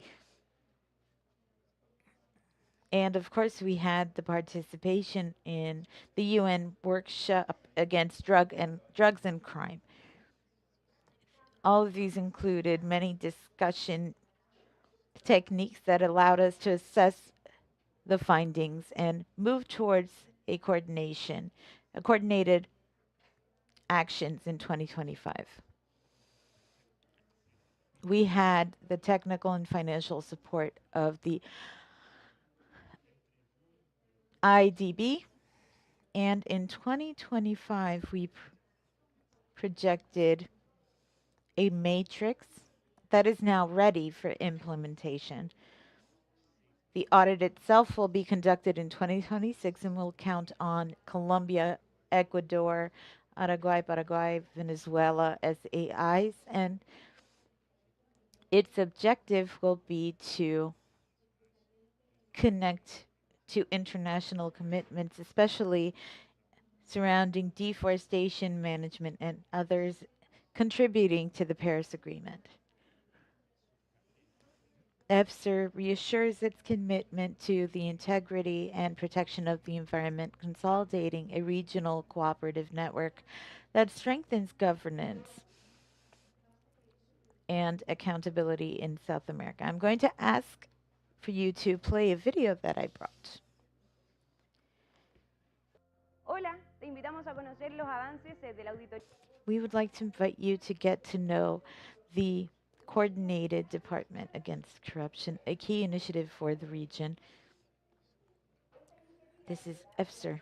This initiative, led by Chile's Court of Accounts as president of EFSR, was a collaborative process that began in 2023, and during this meeting, we had 4 key determinations to strengthen the coordination that was multi-sectoral and institutional collaboration to develop a diagnosis on the SAIs, to promote specialized training to assess the development of a coordinated audit. In September of 2023, at the 37th EFSR Assembly that was held in Barranquilla, Colombia, we had the workshop Mechanisms of SAIs Against Deforestation and Climate Change. Many results were presented in the such as diagnostics, challenges, and toolboxes. Thanks to the IDB financing or funding. In addition, we counted on the participation by the UN in the address of risks of corruption, climate actions, and protection of strategy. This seminar included workshops where the member entities shared their findings and agreed to advance in a coordinated audit in 2025. So begin July and October of the same year, we developed the plan matrix that is now ready for implementation. This audit is led by Chile, Colombian, Ecuadorian, Paraguayan, Peruvian, Uruguayan, and Venezuelan SAIs, who will begin executing the work jointly in 2026. With that, EFSR reaffirms its commitments with transparency, integrity, and the protection of the environment.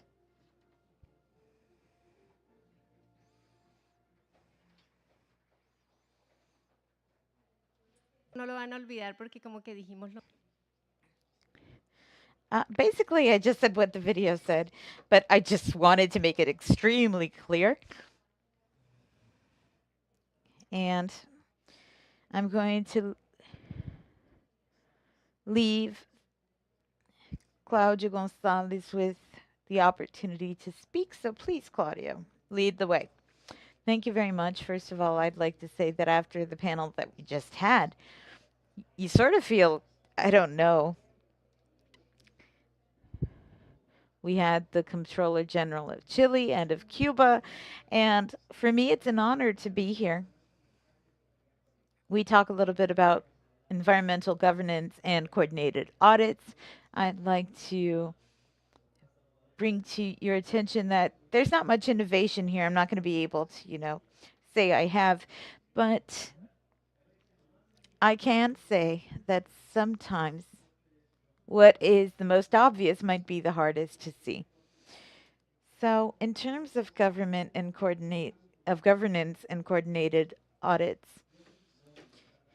what do we have when we're talking about environmental governance? A set of norms, policies, and institutions that guide human interaction with the environment. And when we talk about coordinated audits, we're talking about different SAIs or audit institutions that want to advance toward environmental audits. As was already mentioned in the video and the initial presentation, there is a path that has already been paved, of course, but there are things that are hard to see. Each SAI in Latin America, if you has work involving environment, but that doesn't necessarily mean that all of them intersect. Each SAI has its own diagnosis, but collectively, there was nothing. I apologize that Nicholas isn't here. The IDB, through Nicholas, is continuously supporting our initiatives against corruption, and deforestation is deeply connected to corruption and climate change. It might be evident, but we still hadn't done the calculations. So inside all of that perspective,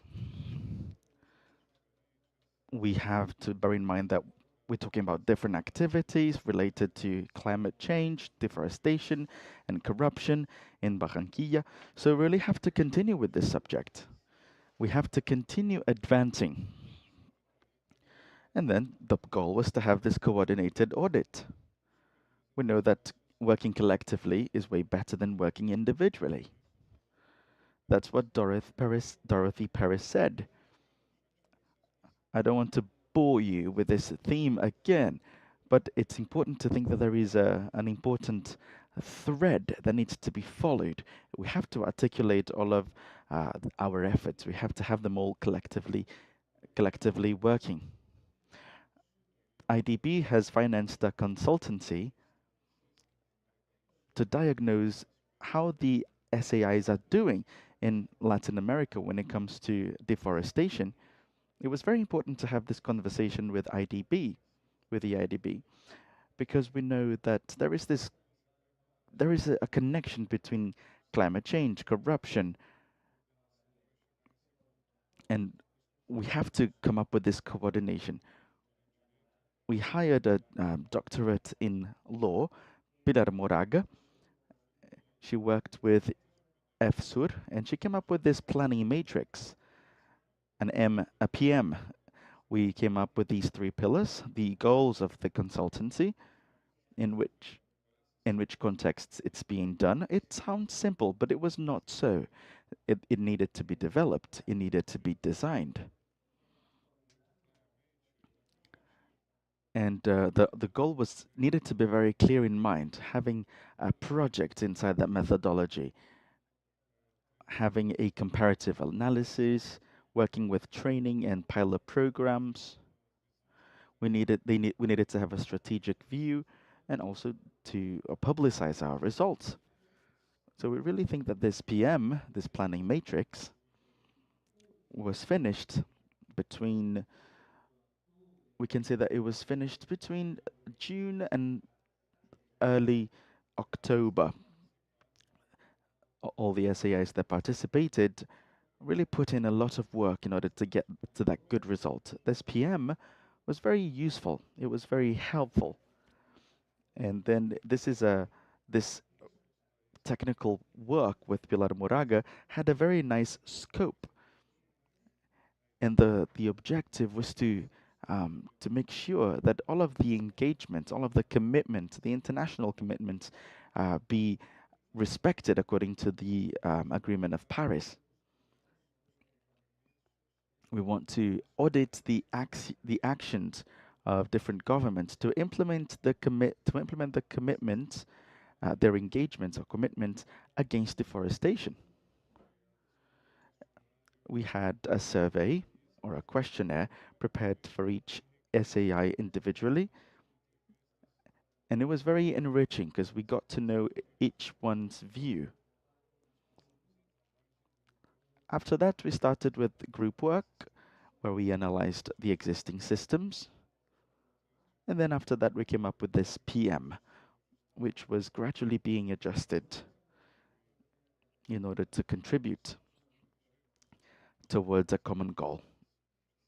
So one more time, collective work is much better than individual work. Let's talk about the work that was developed in the SAIs. We have an individual or a specific environmental challenge in the region. Even though we talk about anti-corruption, we talk about the anti-corruption efforts and etc. Of course, we have forests in mind.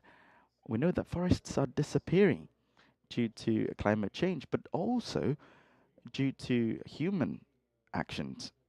There is an anthropological factor to it. So there is a series of challenges that are correlated there. When we have to deal with them and we have to mitigate those challenges, whatever is connected to deforestation. Now, of course, I'm not going to be too technical on it. So what really is of our interest in our take away message is that we are really trying to get to that scope. And that's what we can see on this slide. It sounded simple. We have 7 participating SAIs, and out of those 7, with those 7, we needed to come to a common agreement or a deal, if you will. What are we going to do in this collective audit? So we really needed to work that out with everyone together. And now, when it comes to forests, what are the forest-related commitments?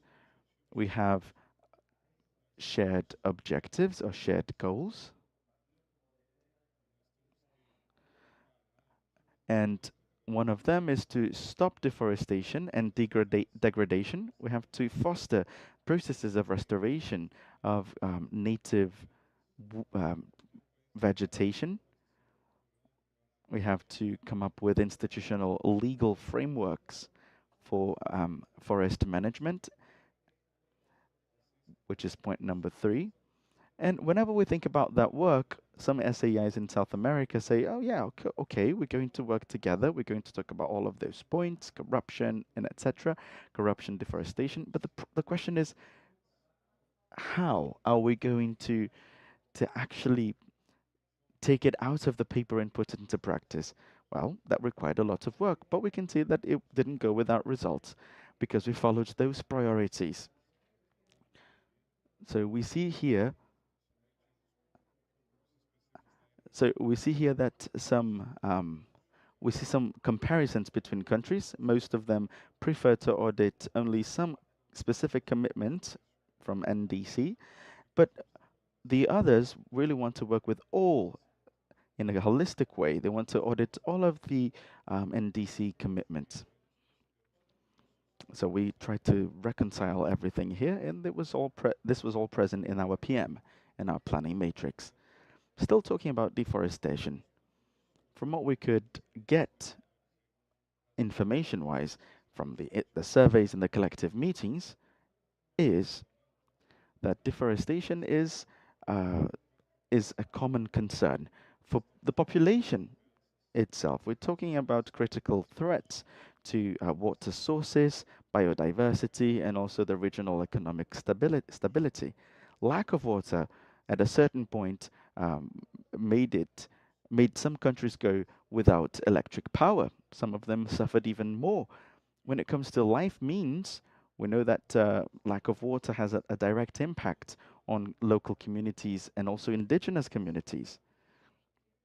So what are the governmental programs doing to address those problems? We have to audit all of that. And when we talk about governance and corruption, Well, since we're talking about forests and native vegetation, which are supposed to be protected, but there is a certain illegal, um, there are illegal processes taking place. So there are some authorities who are supposed to be protecting our legacy, legacy, but they're not doing so. So what is our focus? We have to focus on the national contributions. For example, we think of COP, we think of the agreement, the Paris Agreement. So there are important topics that are touched by those initiatives. For example, legal reformations in order to mitigate those problems such as climate change. So we have 5 out of 7 countries that have, of the ones that were analyzed, have those sectorial plans, which is very positive. So we see that those countries count on a specific plan to mitigate those items. But are they really working in practice? That's the big question that needs to be answered. So in our conversation here, in our discussion, I'm showing you some results, some outcomes that we had after some studies and after creating this PM. We all acknowledge and recognize that we need financing. We need to have public, international, and private financing. When it comes to the public one, maybe it's easier to trace. We need to know where it comes from. It's of easier traceability. But when they are private financing, when it's a private financing, it's a bit harder to trace. How did the resources arrive? How did they come to be? And of course, we have to have a look on the results too in order to have a full traceability. And whenever we work with those specific points, we see that a link starts being created. For example, we know that when we have deforestation, the more fraud we have. The more fraud we have, the more conflicts of interest.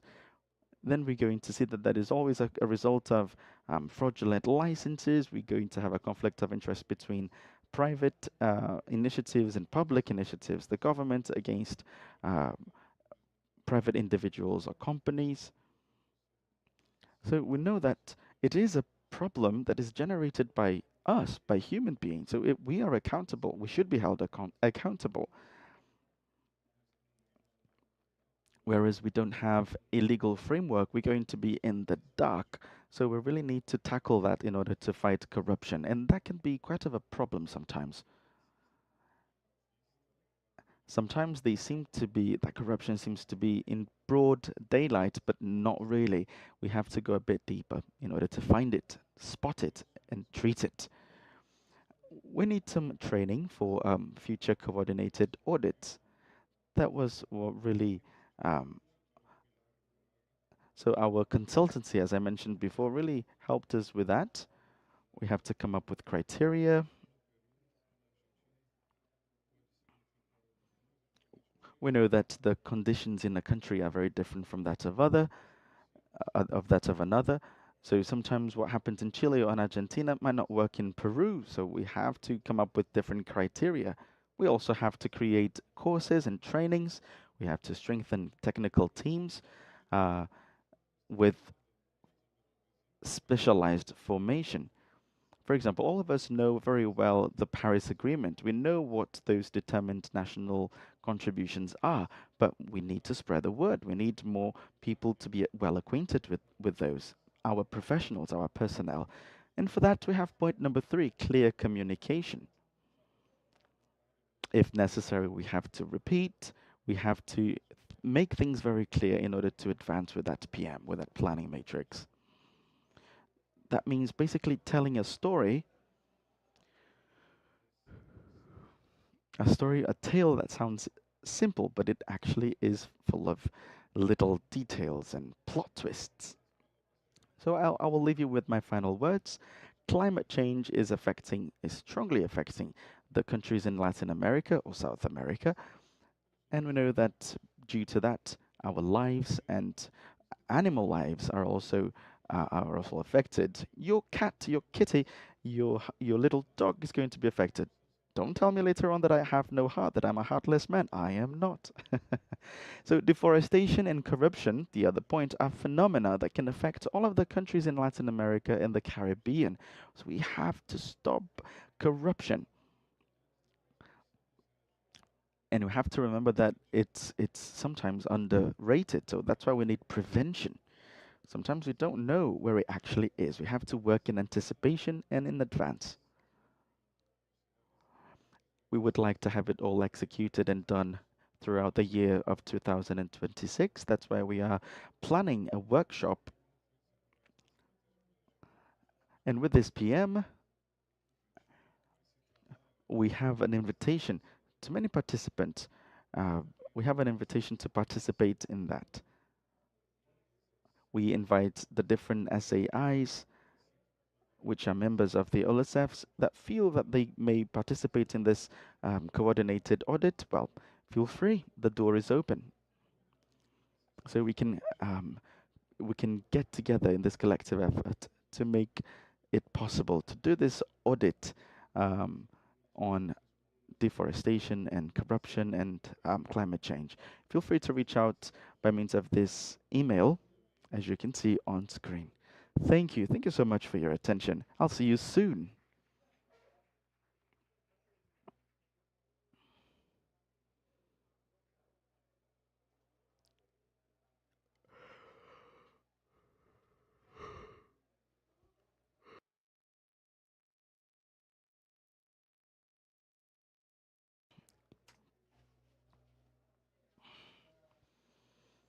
Thank you very much. Thank you for your participation. Ladies and gentlemen,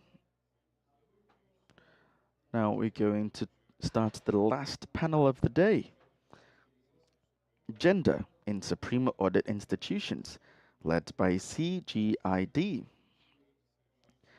CGID at OLACEFS.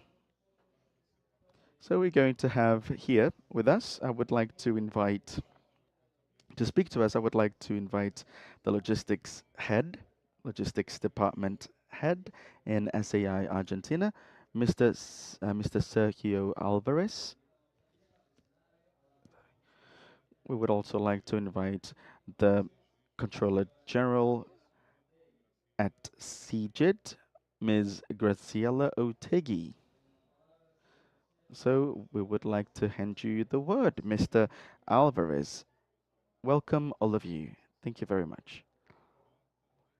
Good afternoon, everyone. Thank you. I would like to thank the OLACEFS presidency and also the board of directors for invited us to participate in this panel. We have Graciela Otegi, General Controller General. So we have a representative from Argentina, which today is in the presidency of CGID. I would like to thank EFSUR and its presidency. Thanks to Chile and their Controller General's office there, we've had access to different trainings and coordinated audits, so thank you very much for your collaboration. We've heard a lot of presentations, interesting presentations when we talked about technology, when we talked about AI. All of those are very important tools.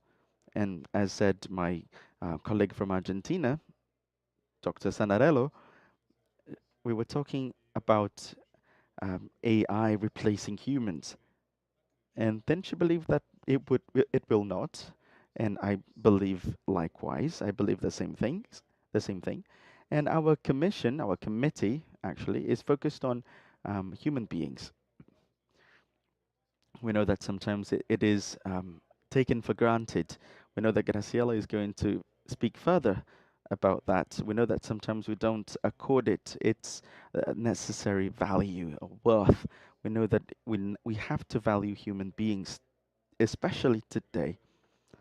I would like to talk about tolerance. Sometimes we don't have that. We have to learn to be more tolerant and accept people who are different from us. And we have to do a self-assessment or a self-evaluation. How much have we evolved when it comes to treating people?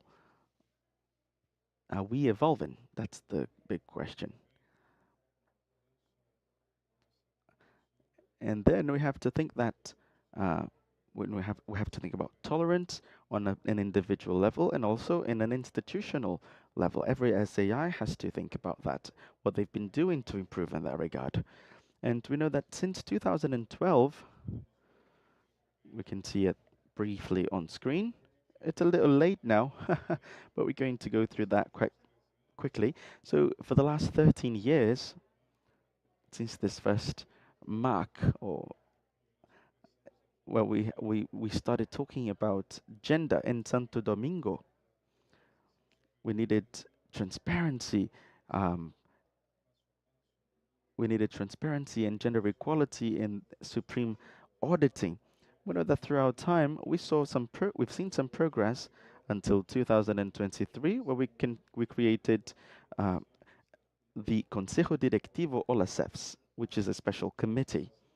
And throughout all of those years, we have advanced quite a lot, and we want to continue doing so. So I would like to show you briefly all of the tools that we have and all of the growth that we've experienced, starting with the coordinated audits. We started in Argentina, and we're doing that on a national level. So we thought we were going to be expelled at the very moment we started doing an audit in the Ministry of Health and the Ministry of Justice. But thankfully, we were quite well accepted and welcomed. And besides the political stance that we were having at that moment, because depending of each government, we know that there are going to be different there's going to be different ways to deal with those issues. But I believe that people were really aware. They were conscious of the need to talk about those topics, to discuss those topics. So we were very surprised once the ministries received us that well. So we decided to start with a national audit, and then later on it evolved into a coordinated audit in all of South America. Bueno, vamos a repasar un poquito la historia de las auditorías que se han realizado. Let's speak very quickly about the background of this audit. It was coordinated under equity and gender equity. In 2014, if you want to speak about this. Yes, we implemented an equity index that had a number of influencers, and the findings were that there was an increment in women's economic participation, also a greater participation in higher education, and a reduction in maternal mortality. This showed that as much as there were a few advances, we wanted constancy in these policies through a human rights approach. Another audit that was conducted was the Ibero-American audit on gender equality in 2018, preparation for the implementation of SDG 5. This was coordinated by the Court of Accounts of Chile, and they analyzed the axis of participation in, and what was determined was that we needed to consolidate advances in this sense. As you can probably see, Chile worked very hard in terms of coordinated audits. In addition to the ones that you see here, we also promoted special assessments, and that special evaluation was led by Argentines Federal Court of Accounts. And yes, we saw that states partially incorporated public policies that attempted to mitigate poverty. And this is a very important issue and a very current one as well. It has to do with gender violence, and this was a coordinated audit conducted with the participation of 22 SAIs, control audit institutions. And what we saw here was the creation of mechanisms that allow for coordination between state and civil society, performing audits that aim to address not only domestic violence, but all kinds, ensuring in that way that this approach is more efficient. A otra auditoría coordinada. We're going to move on to another coordinated audit. Here, it's on policies implemented to meet the goals of SDG 1 in mitigating the impact of COVID-19, with emphasis on the decrease in gender gaps. We analyzed the SDG goals 1.2 and 1.3, and we wanted to reduce in half the number of men, women, and children that were in a situation of poverty, and to assure proper governmental measures. Another very important tool to promoting different measurements is research. Perception surveys, for example. Connected to the assessment of different indexes like inclusion, diversity, and gender. This survey conducted in 2019 determined that the employees of our organization were more receptive in terms of gender issues, and 77% understood that gender perspectives were incorporated within their daily language. We also have the OLACEFS Survey 2022, the impact of COVID-19 on SAI professionals or staff, and it showed that there was a persistent inequality where half of the women noticed that they were responsible entirely for care with children, and the men thought, or at least the men considered that this work was volunteer. Also, in terms of fear of losing their job, men and women were equal in their fear. We can see here in this table that of all the issues that arise from the pandemics, women showed greater suffering in almost all categories, except in the use of drugs and alcohol. Violence in the workplace was more felt by homosexual and bisexual individuals. Those that felt the impact the least were those that considered themselves or declared themselves heterosexuals. In terms of workload between men and women, men had greater possibility of adapting their schedules to their workload, which showed an inequality between men and women. And the fact that organizations needed to create more non-discriminatory spaces within them. As you mentioned, one of the marks of our organization was in 2020 with the creation of this gender work group, gender and non-discrimination work group, and it is an institutional space in OLACEFS that seeks to develop professional capacities and institutional capacities. There is a gender observatory that coordinates the implementation of gender policies, and that is where we found the foundation of this initiative. There are 101 recommendations that permeate our SAIs in an integral way. They are built on 6 axes, which is ethical culture, organizational culture, human resource management, harassment, inclusion, audit functions or roles, cross-sectional recommendations.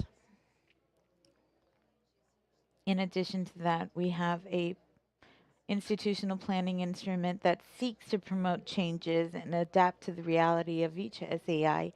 And as principles, we have equity and non-discrimination. We have pluralist participation, respect and value of diversity, work co-responsibility, and transversality with focus on human rights. So this is an alignment that we want for 2030, and as you can see, it is characterized by being comprehensive, preventative, participated, executive, efficient, measurable, flexible, and reviewable.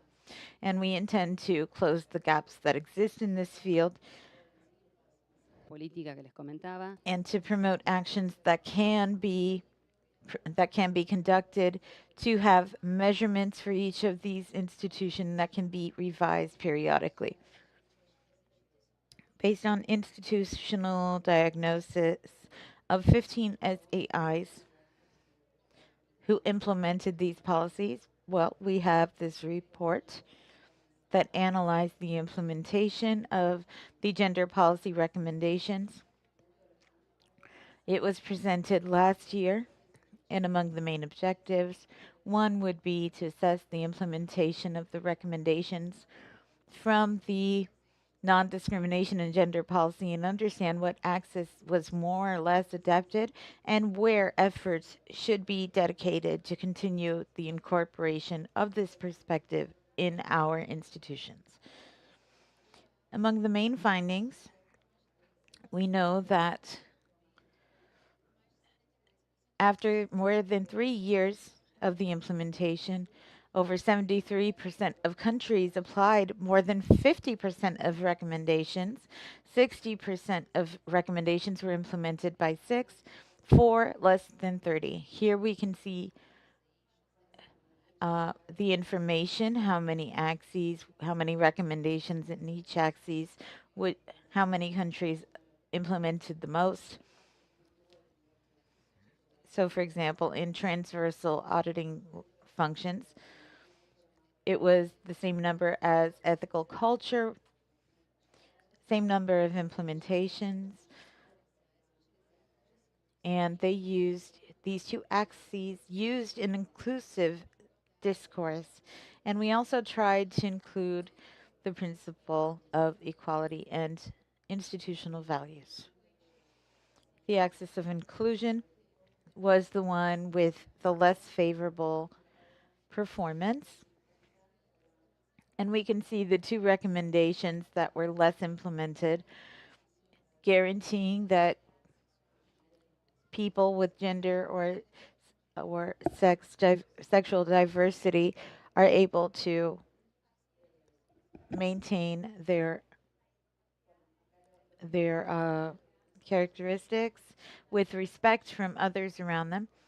Here we have practices and the incorporation of this gender perspective within the control activities, which had been intensified, and in this way we understood that Genera was developed exactly focusing on this idea and to certify that these perspectives are guided toward gender equity and identifying gaps in promoting equality and opportunity for all. This tool has two axes or pillars that are complementary. One analyzes the incorporation of gender perspective within institutions, and second, analyzes the gender perspective within the design of public policies. Among the goals achieved last year, we presented Axis 1 approved in EFSR of Colombia. This year we're approved Axis 2 that was presented in the OLACEFS General Assembly in Honduras. And as you mentioned, we will be implementing this tool in the next SDG and also in the Ministry of Health. It was also applied in the Axis 1 was also applied in the Uruguay Court of Accounts and in the Office of the Comptroller General of Chile. We are also developing an information platform.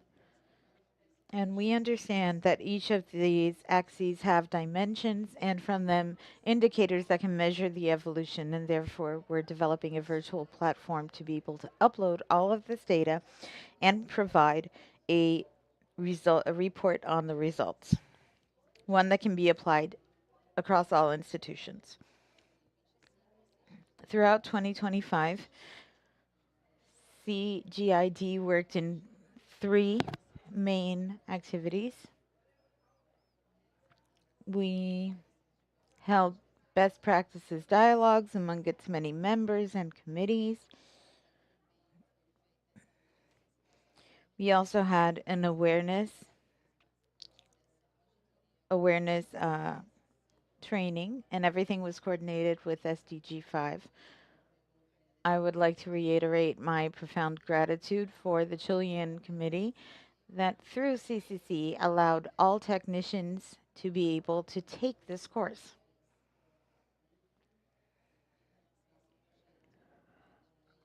Now, regarding Adapta Infra, we're going to hold the 3rd dialogue about its processes. And we are working on a preliminary study on climate change. In 2026, we intend to devote our activities to 5 main items. We will have planning activities that begin in February, and then we'll work on a diversity and inclusion course to understand how it works, having these people in our organization and how integrated they are.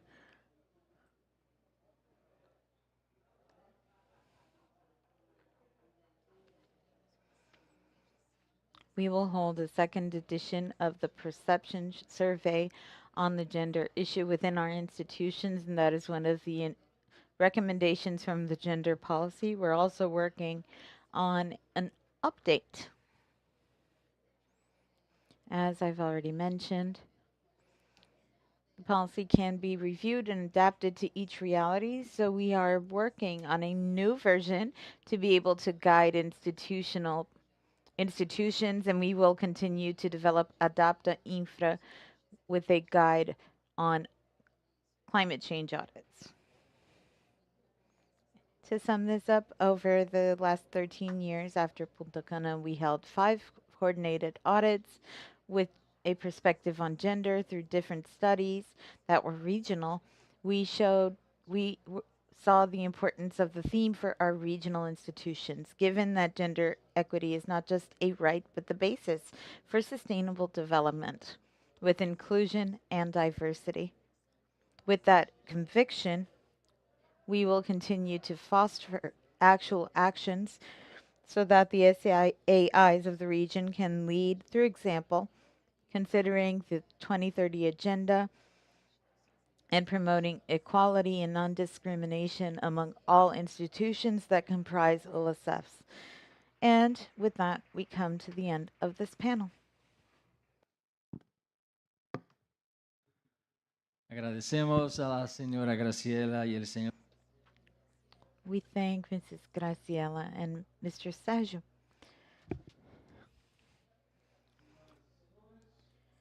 Ladies and gentlemen, we're going to begin presenting the report on technical theme 2, and we would like to invite Mrs. Maria Jose Franco Rodriguez.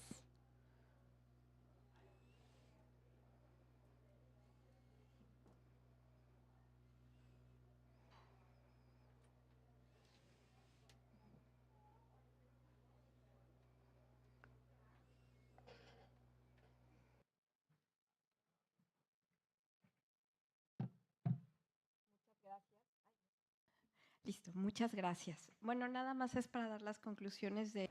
Thank you very much. I'm going to talk about the conclusions of our second theme.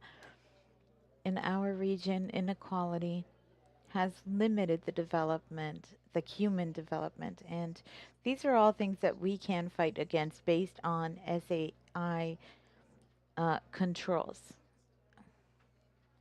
To inspect and supervise public expenditures, you should consider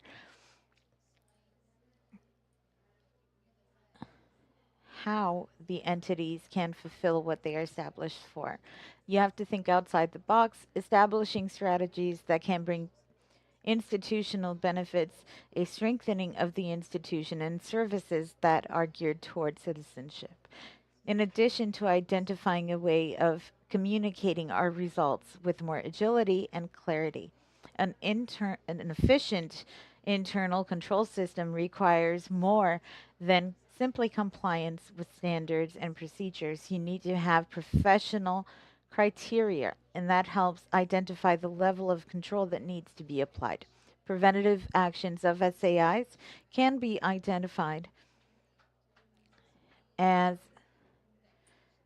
accompanying technical work groups and meetings, the development of manuals, informative brochures, training, diagnosis, risk assessment, among other recommendations, understanding guidelines and norms,